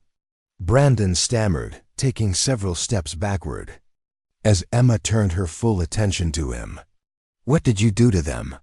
Emma advanced toward Brandon with the controlled grace of a predator stalking prey, her movements fluid and balanced, her expression calm despite the violence she had just employed. Her martial arts training had taught her that psychological dominance was often as important as physical technique in ending confrontations quickly and decisively. I defended myself, Emma replied quietly, her voice carrying absolute confidence and zero fear. Something you clearly didn't expect me to be able to do. The question now is whether you're smart enough to end this before you join your friends on the floor. Brandon continued backing away, his earlier confidence completely evaporated as he realized that the tactical situation had reversed completely. Instead of 3 attackers overwhelming 1 victim, he was now a single opponent, facing someone who had just demonstrated the ability to neutralize multiple threats with shocking efficiency. You're crazy, Brandon said, his voice rising with panic as he glanced around the empty hallway for help that wasn't coming. You can't just attack people like that. This is assault. I'm going to have you arrested. Emma's expression didn't change, but a slight smile played at the corners of her mouth as she responded to Brandon's desperate attempt to regain psychological control of the situation. Actually, Brandon, what just happened was self-defense against sexual assault and unlawful restraint. Your friend Kyle's hand was moving toward areas that he had no right to touch, and your friend Ryan was physically preventing me from leaving. Under Colorado law, I had every right to use reasonable force to protect myself from unwanted sexual contact and unlawful detention. The legal precision of Emma's response clearly wasn't what Brandon had expected from the quiet military girl, who had supposedly never caused trouble for anyone. Her calm recitation of the relevant statutes suggested a level of preparation and understanding that made it clear she had anticipated this moment and was fully prepared for its aftermath. But more importantly, Emma continued, taking another step toward Brandon. The hallway security cameras recorded everything that happened here. They'll show that you and your friends cornered me, physically restrained me against my will, ignored my clear requests to be left alone, and were in the process of sexually assaulting me when I defended myself. So please, Brandon, call the police. I'd love to explain to them exactly what you three were trying to do to me. Brandon's face went pale as he realized the implications of Emma's statement. The security cameras that he had forgotten about would indeed show the entire confrontation, making it impossible for him to claim that Emma had been the aggressor or that the violence had been unprovoked. Instead, the footage would provide clear evidence of attempted sexual assault and unlawful restraint, charges that could result in serious legal consequences for all three boys. This isn't over, Brandon said weakly, still backing away from Emma as she continued to advance toward him. You think you've won something here, but you don't understand what you've done. You don't understand the consequences. Emma stopped, advancing, and stood perfectly still, her posture relaxed but ready, her expression calm but implacable. Actually, Brandon, I understand exactly what I've done. I've demonstrated that I won't be victimized by you or anyone else. I've shown that. Your campaign of harassment and intimidation was a mistake from the beginning. And I've made it clear that if you or your friends ever touch me inappropriately again, the consequences will be much more severe than what happened today. Ryan was beginning to recover from his impact with the floor, pushing himself up to his hands and knees while still struggling to understand how he had gone from controlling the situation to being thrown across a hallway by someone half his size. Kyle remained on his knees, still fighting to catch his breath after the precise strikes that had temporarily disabled his breathing and disoriented his nervous system. How? Ryan gasped, looking up at Emma with a mixture of pain and bewilderment. How did you do that? Emma looked down at Ryan with an expression that combined pity with contempt. 11 years of martial arts training, she replied simply. 11 years of learning to defend myself against people exactly like you.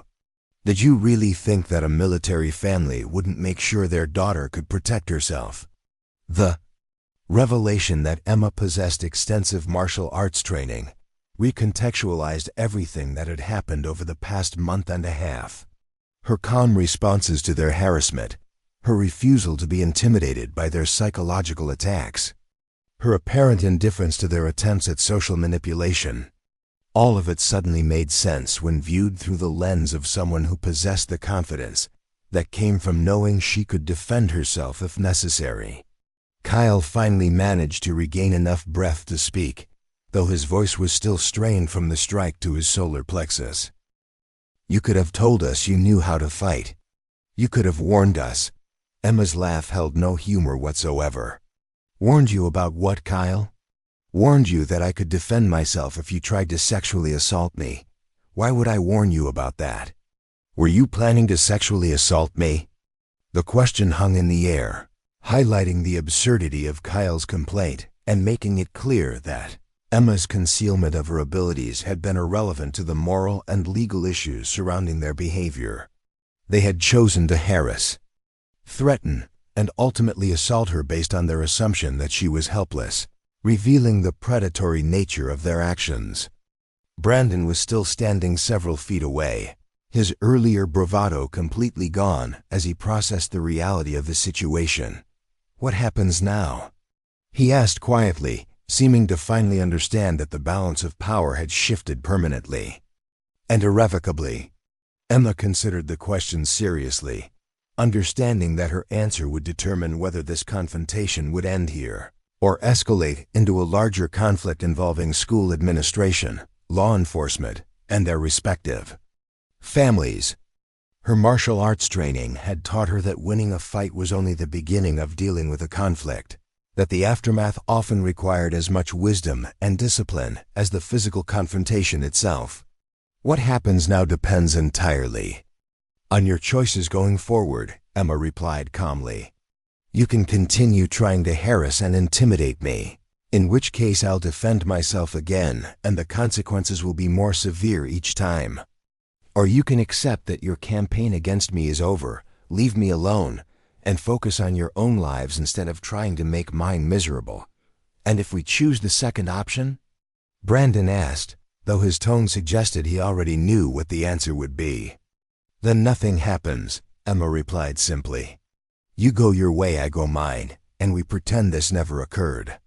But if you choose the first option, if you decide to escalate this conflict or seek revenge for what happened here today, then I promise you that today's demonstration was mild compared to what I'm capable of when I'm not trying to minimize harm to my attackers. The threat was delivered with such calm certainty that none of the three boys seemed inclined to test whether Emma was bluffing. They had just experienced firsthand what she could accomplish when she was holding back and trying to avoid causing serious injury.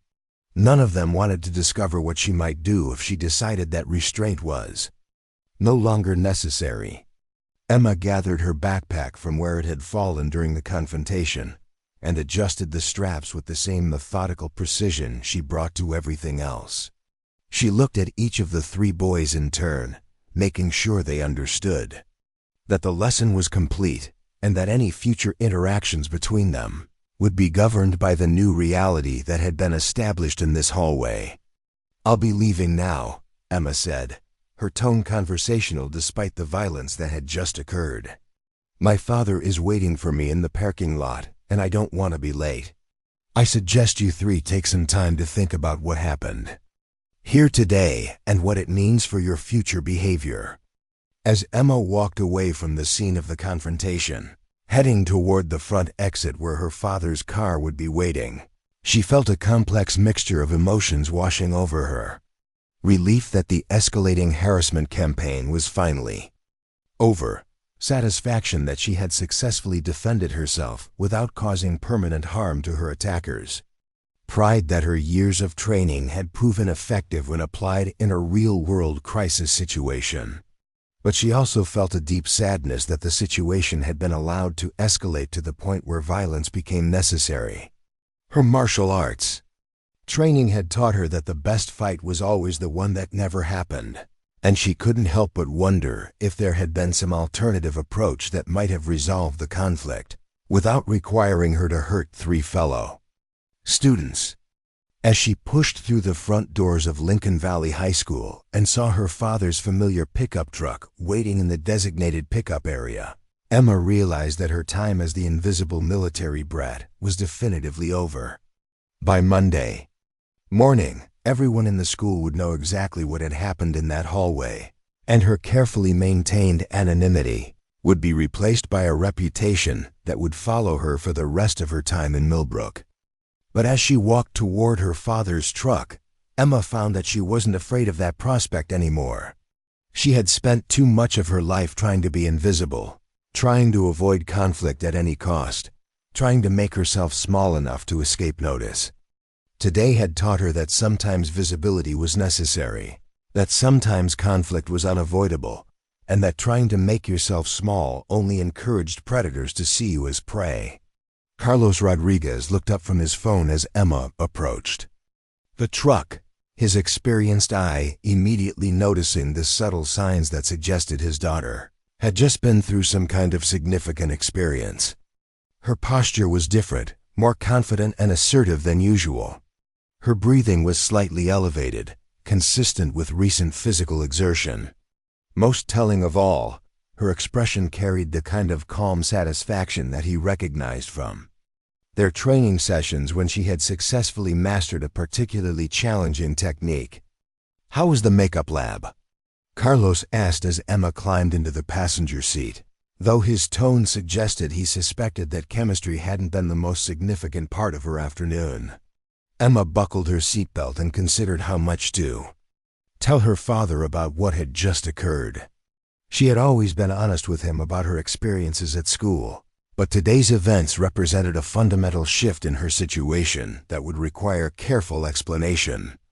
"The lab went fine," Emma replied, then took a deep breath before continuing. "But after that, I had to deal with the harassment situation we've been discussing. It escalated to physical assault, and I was forced to defend myself." Carlos put the truck in park and turned to face his daughter directly, his military training shifting him into the focused attention mode that Emma had learned to recognize as his serious business demeanor. "Are you injured?" "No," Emma replied immediately. "I'm completely unharmed." The situation was resolved quickly and decisively. "And the other parties involved?" "Temporarily incapacitated, but not seriously injured. I used minimum necessary force to neutralize the threats and end the confrontation." Carlos nodded approvingly at his daughter's precise tactical report, but Emma could see the concern in his eyes as he processed the implications of what she was telling him. "Walk me through what happened, step by step."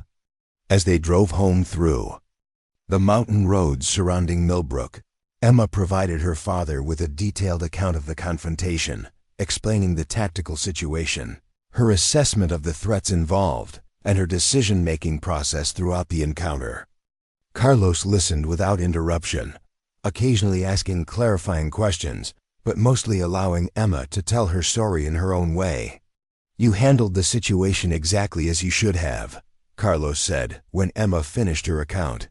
"You attempted de-escalation, you clearly communicated your boundaries, you provided multiple warnings before using force, and you stopped as soon as the immediate threats were neutralized.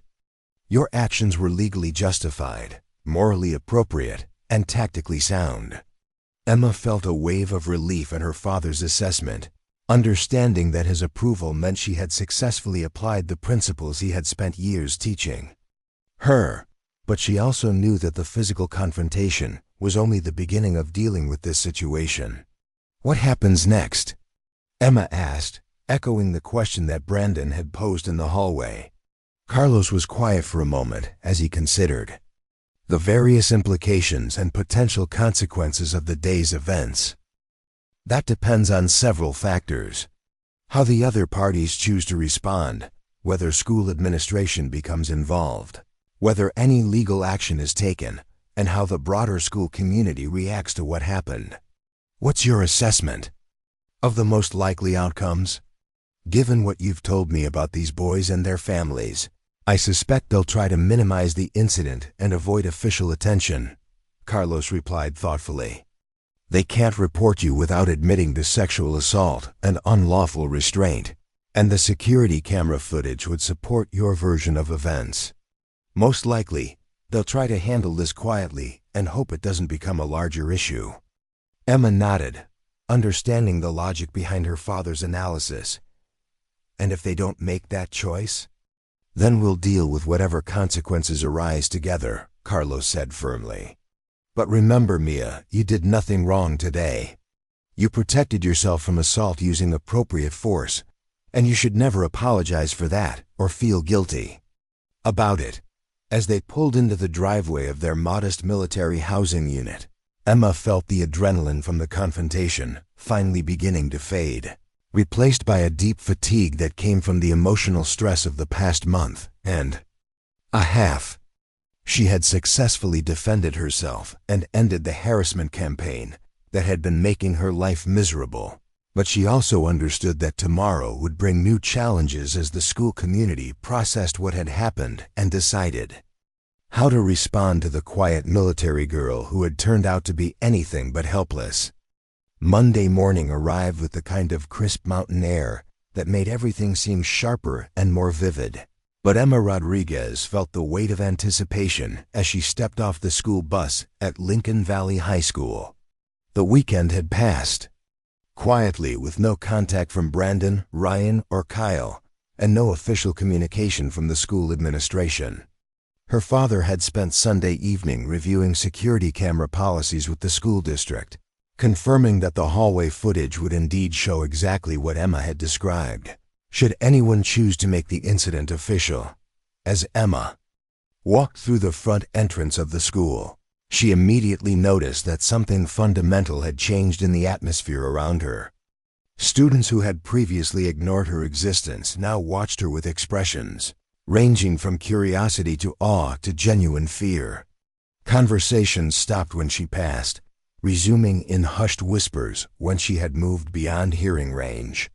The invisible military girl who had spent weeks trying to blend into the background had become the center of attention in a way that felt both liberating and overwhelming.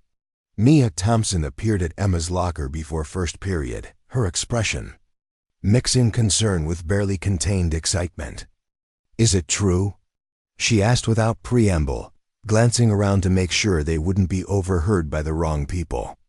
"Did you really put all three of them on the ground by yourself?" Emma continued organizing her books, considering how to respond to what would undoubtedly be the first of many such questions. "There was an incident on Friday afternoon.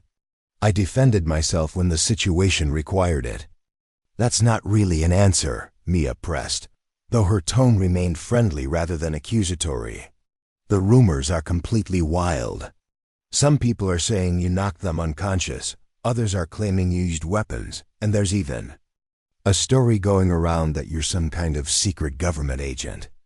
Despite the stress of the situation, Emma found herself smiling at the absurdity of how stories evolved as they spread through high school social networks. "I'm not a government agent," she replied. "Just someone who learned to protect herself."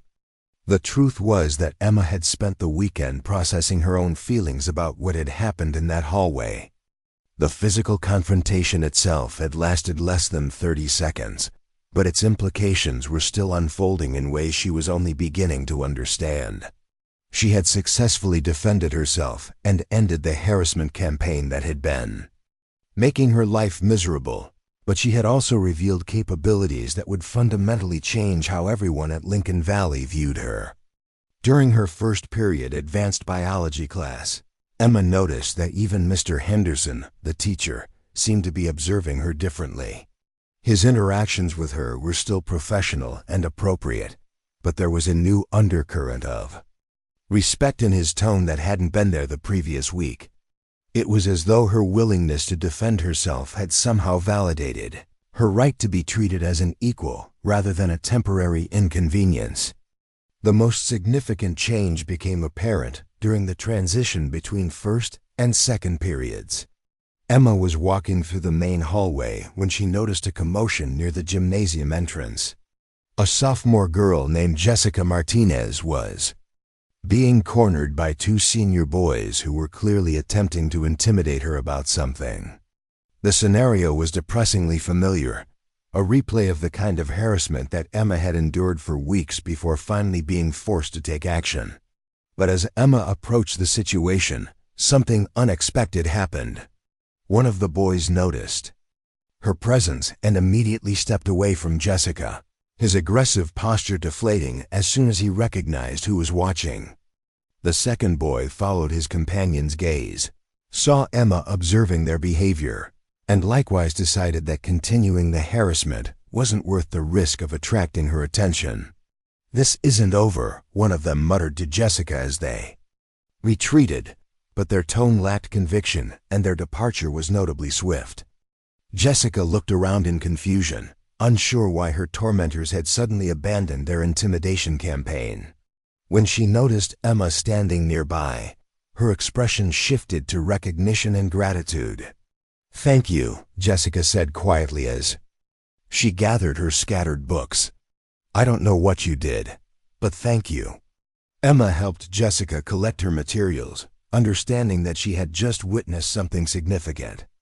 Her reputation from Friday's confrontation was already serving as a deterrent to other potential bullies, creating a ripple effect that extended beyond her own personal safety to protect other vulnerable students. "Are you okay?"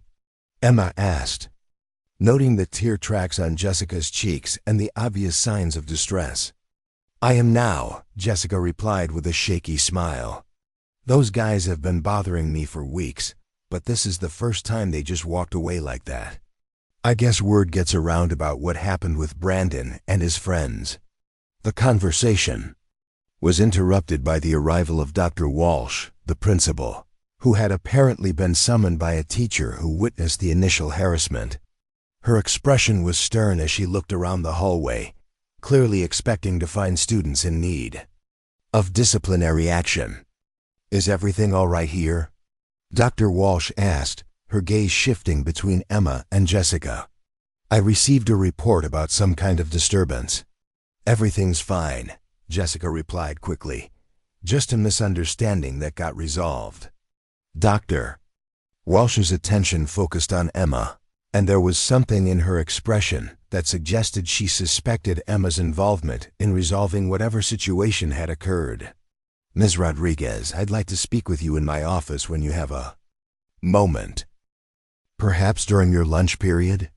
Emma nodded, understanding that the official reckoning she had been expecting was finally beginning. "Yes, ma'am, I'll be there." As Dr. Walsh departed and Jessica hurried off to her next class, Emma reflected on how quickly her role in the school's social ecosystem had transformed. Less than a week ago, she had been a target for harassment herself. Now her mere presence was enough to deter other students from victimizing their peers. The change was gratifying, but it also carried responsibilities that she was still learning to navigate. The morning passed with a series of similar incidents. Students who had previously ignored Emma now nodded respectfully when they passed her in the hallways. Several underclassmen approached her between classes to express gratitude for what she had done, explaining that Brandon's crew had targeted them in the past, and that seeing them taken down had been incredibly satisfying. Even some of the teachers seemed to view her differently, treating her with the kind of respect typically reserved for student leaders rather than anonymous newcomers. But the most surprising development came just before lunch, when Emma discovered Marcus Williams waiting by her locker. Marcus was the military student who had been driven away from Lincoln Valley the previous year by Brandon's harassment campaign. The cautionary tale that Mia had used to warn Emma about what could happen to students who attracted the wrong kind of attention. "I heard what happened," Marcus said without preamble, his expression mixing admiration with regret. "I heard you did what I couldn't do, what I was too scared to do." Emma studied Marcus's face, seeing the pain that still lingered from his experience. "At Lincoln Valley, you weren't scared," she replied gently. "You were outnumbered and unsupported. There's a difference."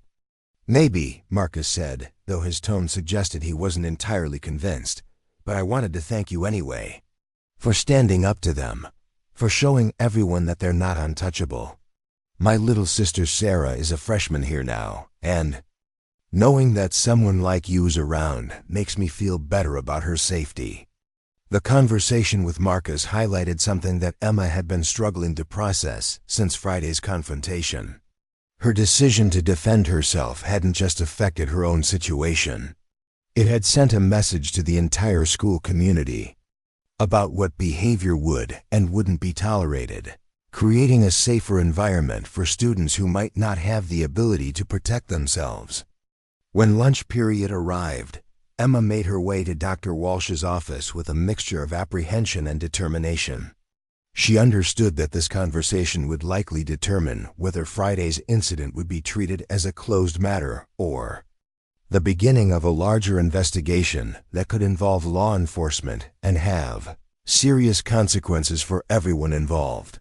Dr. Walsh's office was decorated with the kind of motivational posters and academic achievement certificates that suggested someone who genuinely cared about student success, but her expression as Emma entered was carefully neutral. She gestured for Emma to take a seat across from her desk, then spent several moments reviewing what appeared to be security footage on her computer screen. "Ms. Rodriguez," Dr. Walsh began, "I've spent the weekend reviewing the events that occurred in our main hallway on Friday afternoon. The security cameras captured the entire incident, and I've had an opportunity to analyze what happened in considerable detail." Emma remained silent, understanding that this was Dr. Walsh's conversation to lead and that her best strategy was to answer questions honestly without volunteering information that hadn't been requested. "What I saw on that footage was 3 of our students cornering you, physically restraining you against your will, and beginning what appeared to be an assault of a sexual nature," Dr. Walsh continued. "I also saw you defend yourself with what can only be described as remarkable skill and restraint, using only the force necessary to neutralize the immediate threats to your safety."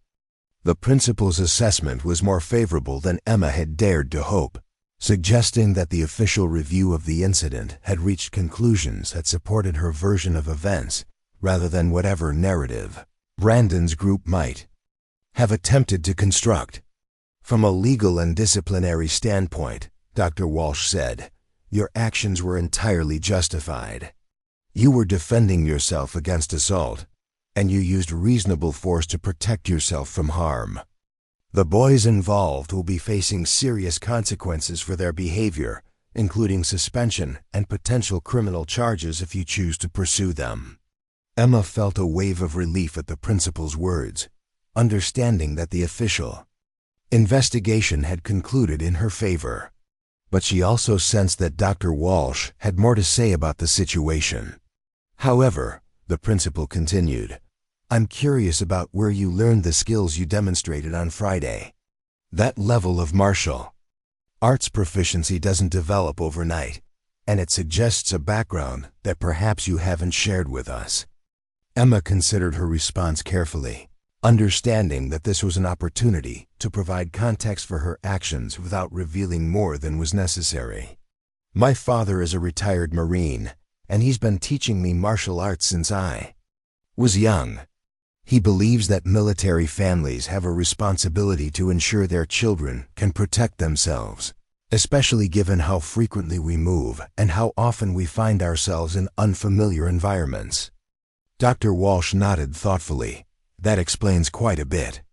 And it also suggests that you have a level of discipline and training that makes you uniquely qualified to handle situations like the one that occurred on Friday." The conversation was interrupted by a knock on the office door. Dr. Walsh's secretary appeared with a message that someone was requesting an urgent meeting about the Friday incident. The principal's expression grew more serious as she read the note. "It appears that Mr. Mitchell's parents would like to speak with me about what happened," Dr. Walsh said.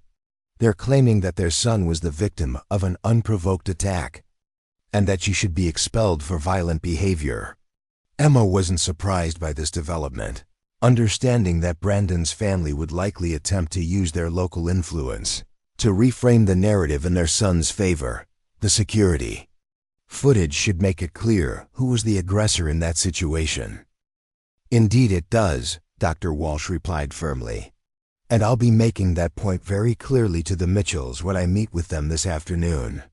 But I wanted to speak with you first to make sure you understand your rights and options in this situation." The principal explained that Emma could choose to file criminal charges against all 3 boys for assault and attempted sexual assault, which would likely result in serious legal consequences for them. Alternatively, she could allow the school's disciplinary process to handle the matter, which would involve suspensions and mandatory counseling, but wouldn't create permanent criminal records. Emma requested time to discuss the options with her father before making a decision, and Dr. Walsh agreed to postpone any meetings with the other families until Emma had determined how she wanted to proceed. The conversation concluded with Dr. Walsh expressing genuine admiration for Emma's composure and maturity throughout the entire ordeal. As Emma left the principal's office and headed toward the cafeteria for what remained of her lunch period, she reflected on how dramatically her situation had changed over the course of a single weekend. The harassment campaign that had been escalating for weeks was definitively over, replaced by a new dynamic in which other students viewed her with respect rather than seeing her as a target. The cafeteria experience was particularly striking.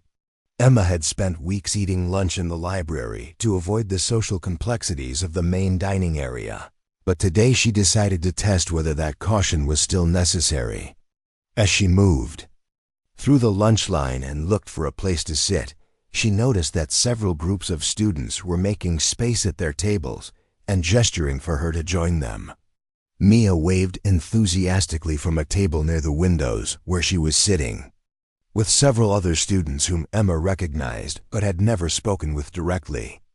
As Emma approached with her lunch tray, she noticed that the conversation at surrounding tables had shifted to include frequent glances in her direction, though the attention felt more respectful than invasive.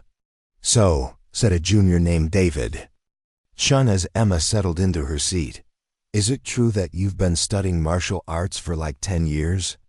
Emma found herself in the unusual position of being the center of positive attention, rather than trying to avoid notice entirely. 11 years, actually.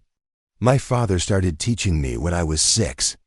"That's incredible," added Sarah Kim, a sophomore who Emma remembered seeing in the hallways, but had never had occasion to speak with. "I wish I had skills like that. There are so many situations where it would be useful to be able to defend yourself." The conversation gradually evolved into a broader discussion about self-defense, personal safety, and the challenges that students faced when dealing with harassment or intimidation.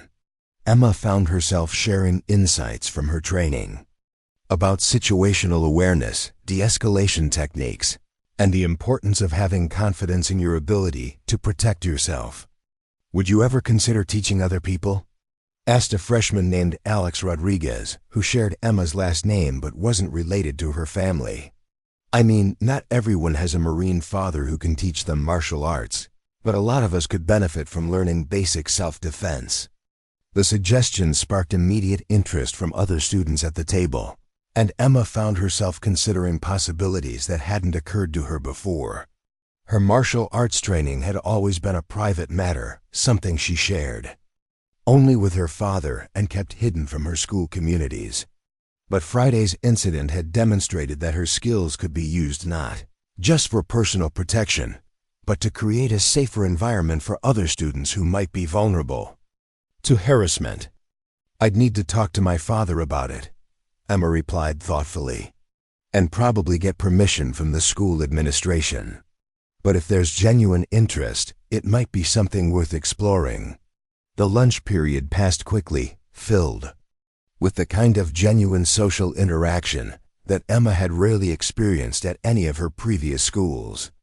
Students who had previously treated her as invisible were now engaging with her as an equal, asking her opinions about various topics and including her in conversations about school events and weekend plans. As Emma gathered her lunch materials and prepared to leave for her afternoon classes, she noticed that Brandon, Ryan, and Kyle had finally made their first appearance at school since Friday's confrontation. They were sitting at their usual table in the center of the cafeteria, but the dynamic around them had changed dramatically. Students who had previously sought their approval or feared their attention were now pointedly ignoring them, and their body language suggested they were acutely aware of their diminished status. Brandon caught Emma's eye across the cafeteria, and for a moment their gazes met directly. But instead of the arrogant challenge that had characterized their previous encounters, Brandon's expression was subdued and somewhat fearful. He looked away quickly, turning his attention back to his companions who appeared to be having an intense, whispered conversation. Emma's afternoon classes passed without incident, but she remained aware of the subtle ways that her social environment continued to evolve. Teachers who had previously treated her as just another student now seemed to recognize her as someone with particular capabilities and insights. During her AP history class, when the discussion turned to conflict resolution and the use of force in international relations, Mr. Patterson specifically asked for Emma's perspective, based on her military family background. The attention was gratifying, but Emma also recognized that her newfound visibility came with responsibilities that extended beyond her own personal safety. Other students were looking to her as an example of how to handle intimidation and harassment, and she understood that her future actions would be scrutinized more carefully than those of typical students. After school, Emma found herself in an unexpected situation when Jessica Martinez approached her near the student parking lot. Jessica was accompanied by two other underclassmen, both of whom appeared nervous but determined about whatever they wanted to discuss. "Emma," Jessica began, "we've been talking about what happened this morning, when those guys bothered me and then just walked away when they saw you. And we've been thinking about the idea you mentioned at lunch, about maybe teaching self-defense to other students." Emma listened as Jessica and her friends explained that they represented a larger group of students, mostly underclassmen and girls, who had been dealing with various forms of harassment and intimidation for months or even years. They had heard about Emma's background and her successful defense against Brandon's group, and they were hoping she might be willing to share some of her knowledge with students who didn't have access to professional martial arts training. "We're not asking you to make us into fighters," one of Jessica's friends clarified. "We just want to learn enough to feel more confident, to know that we have options if someone tries to hurt us." The request touched something deep in Emma's understanding of what her martial arts training was really about. Her father and Sensei Yamamoto had always emphasized that the greatest value of martial arts wasn't in the ability to defeat opponents, but in the confidence and peace of mind that came from knowing you could protect yourself and others when protection became necessary. "Let me talk to my father tonight," Emma replied. "If he's supportive of the idea, and if the school administration approves it, then yes, I'd be interested in teaching basic self-defense to anyone who wants to learn."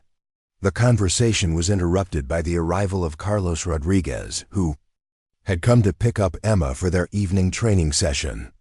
As Emma approached her father's truck, she noticed that his expression carried the kind of serious concern that suggested he had news about the ongoing situation with Brandon's family. "How was your day, Mia?"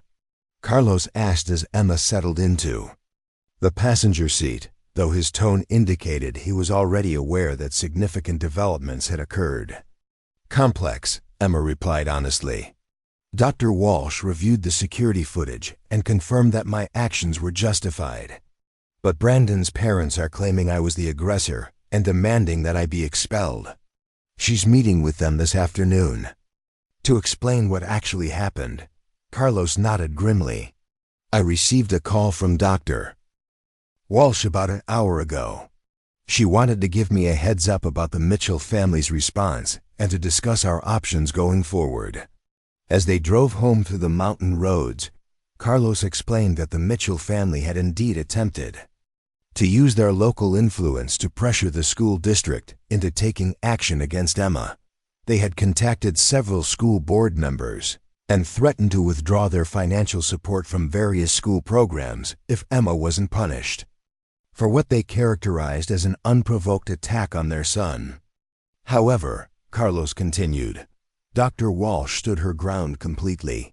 She showed them the security footage, explained the legal definition of self-defense, and made it clear that any attempt to retaliate against you would result in the school district pursuing criminal charges against their son and his friends. Emma felt a surge of gratitude toward Dr. Walsh for her unwavering support, understanding that the principal had risked her own professional relationships to ensure that the situation was handled fairly. What was their response to that? According to Dr. Walsh, they became much more cooperative once they realized that the evidence didn't support their version of events. Carlos replied with a slight smile. Apparently, Brandon had told them that you attacked him and his friends without provocation, and they were quite surprised to learn what actually happened. The conversation continued as they arrived home and prepared for their evening training session.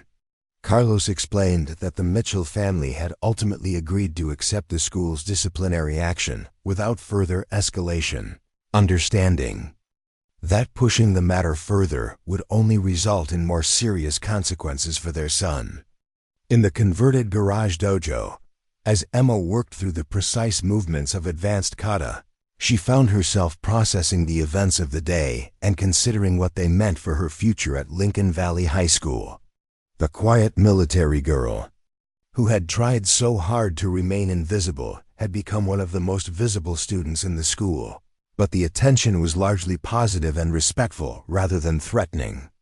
"I've been thinking about something," Emma said as she completed her kata and began her cool-down routine. "Some of the other students have asked me about teaching basic self-defense.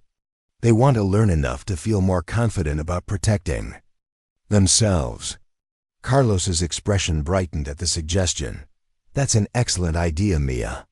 Sharing your knowledge with others who need it is one of the highest applications of martial arts training." "What kind of program were you thinking about?"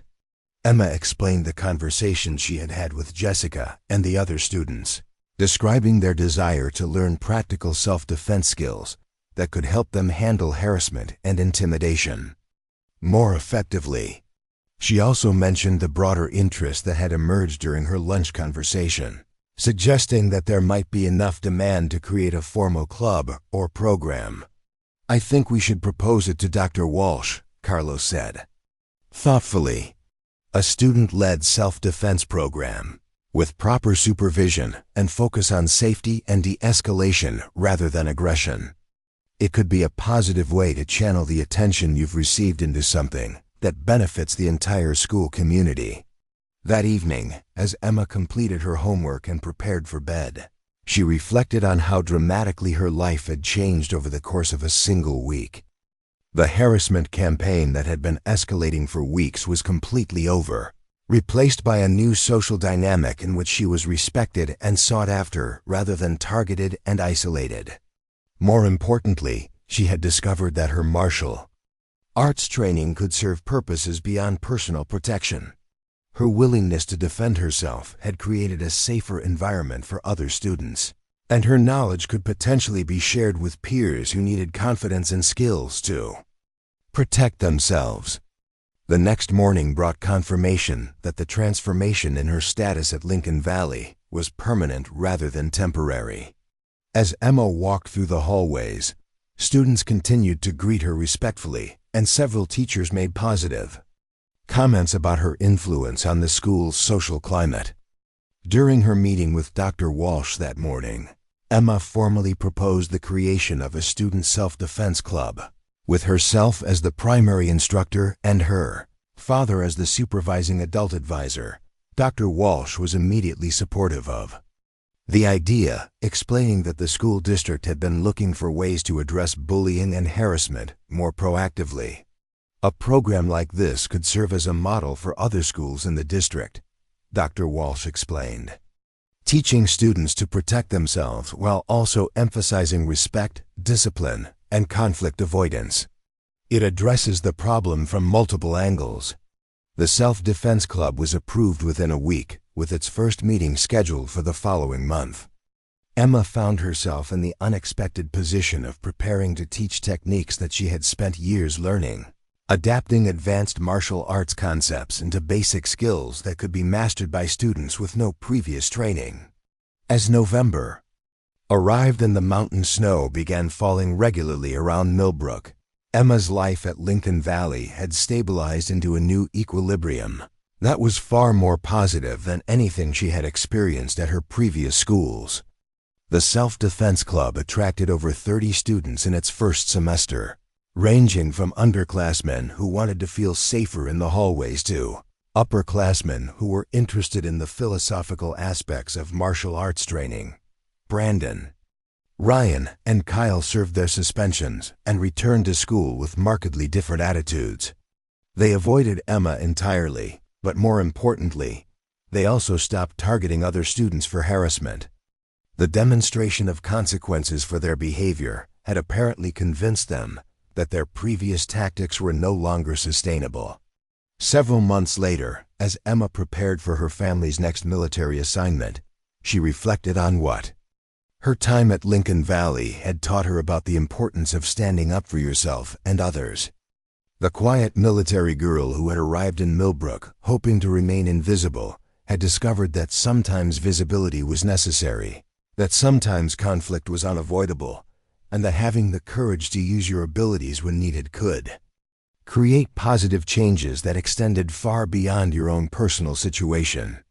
The self-defense program she had created continued after her departure, with several of her students taking leadership roles and her father working with the school district to establish similar programs at other schools in the region.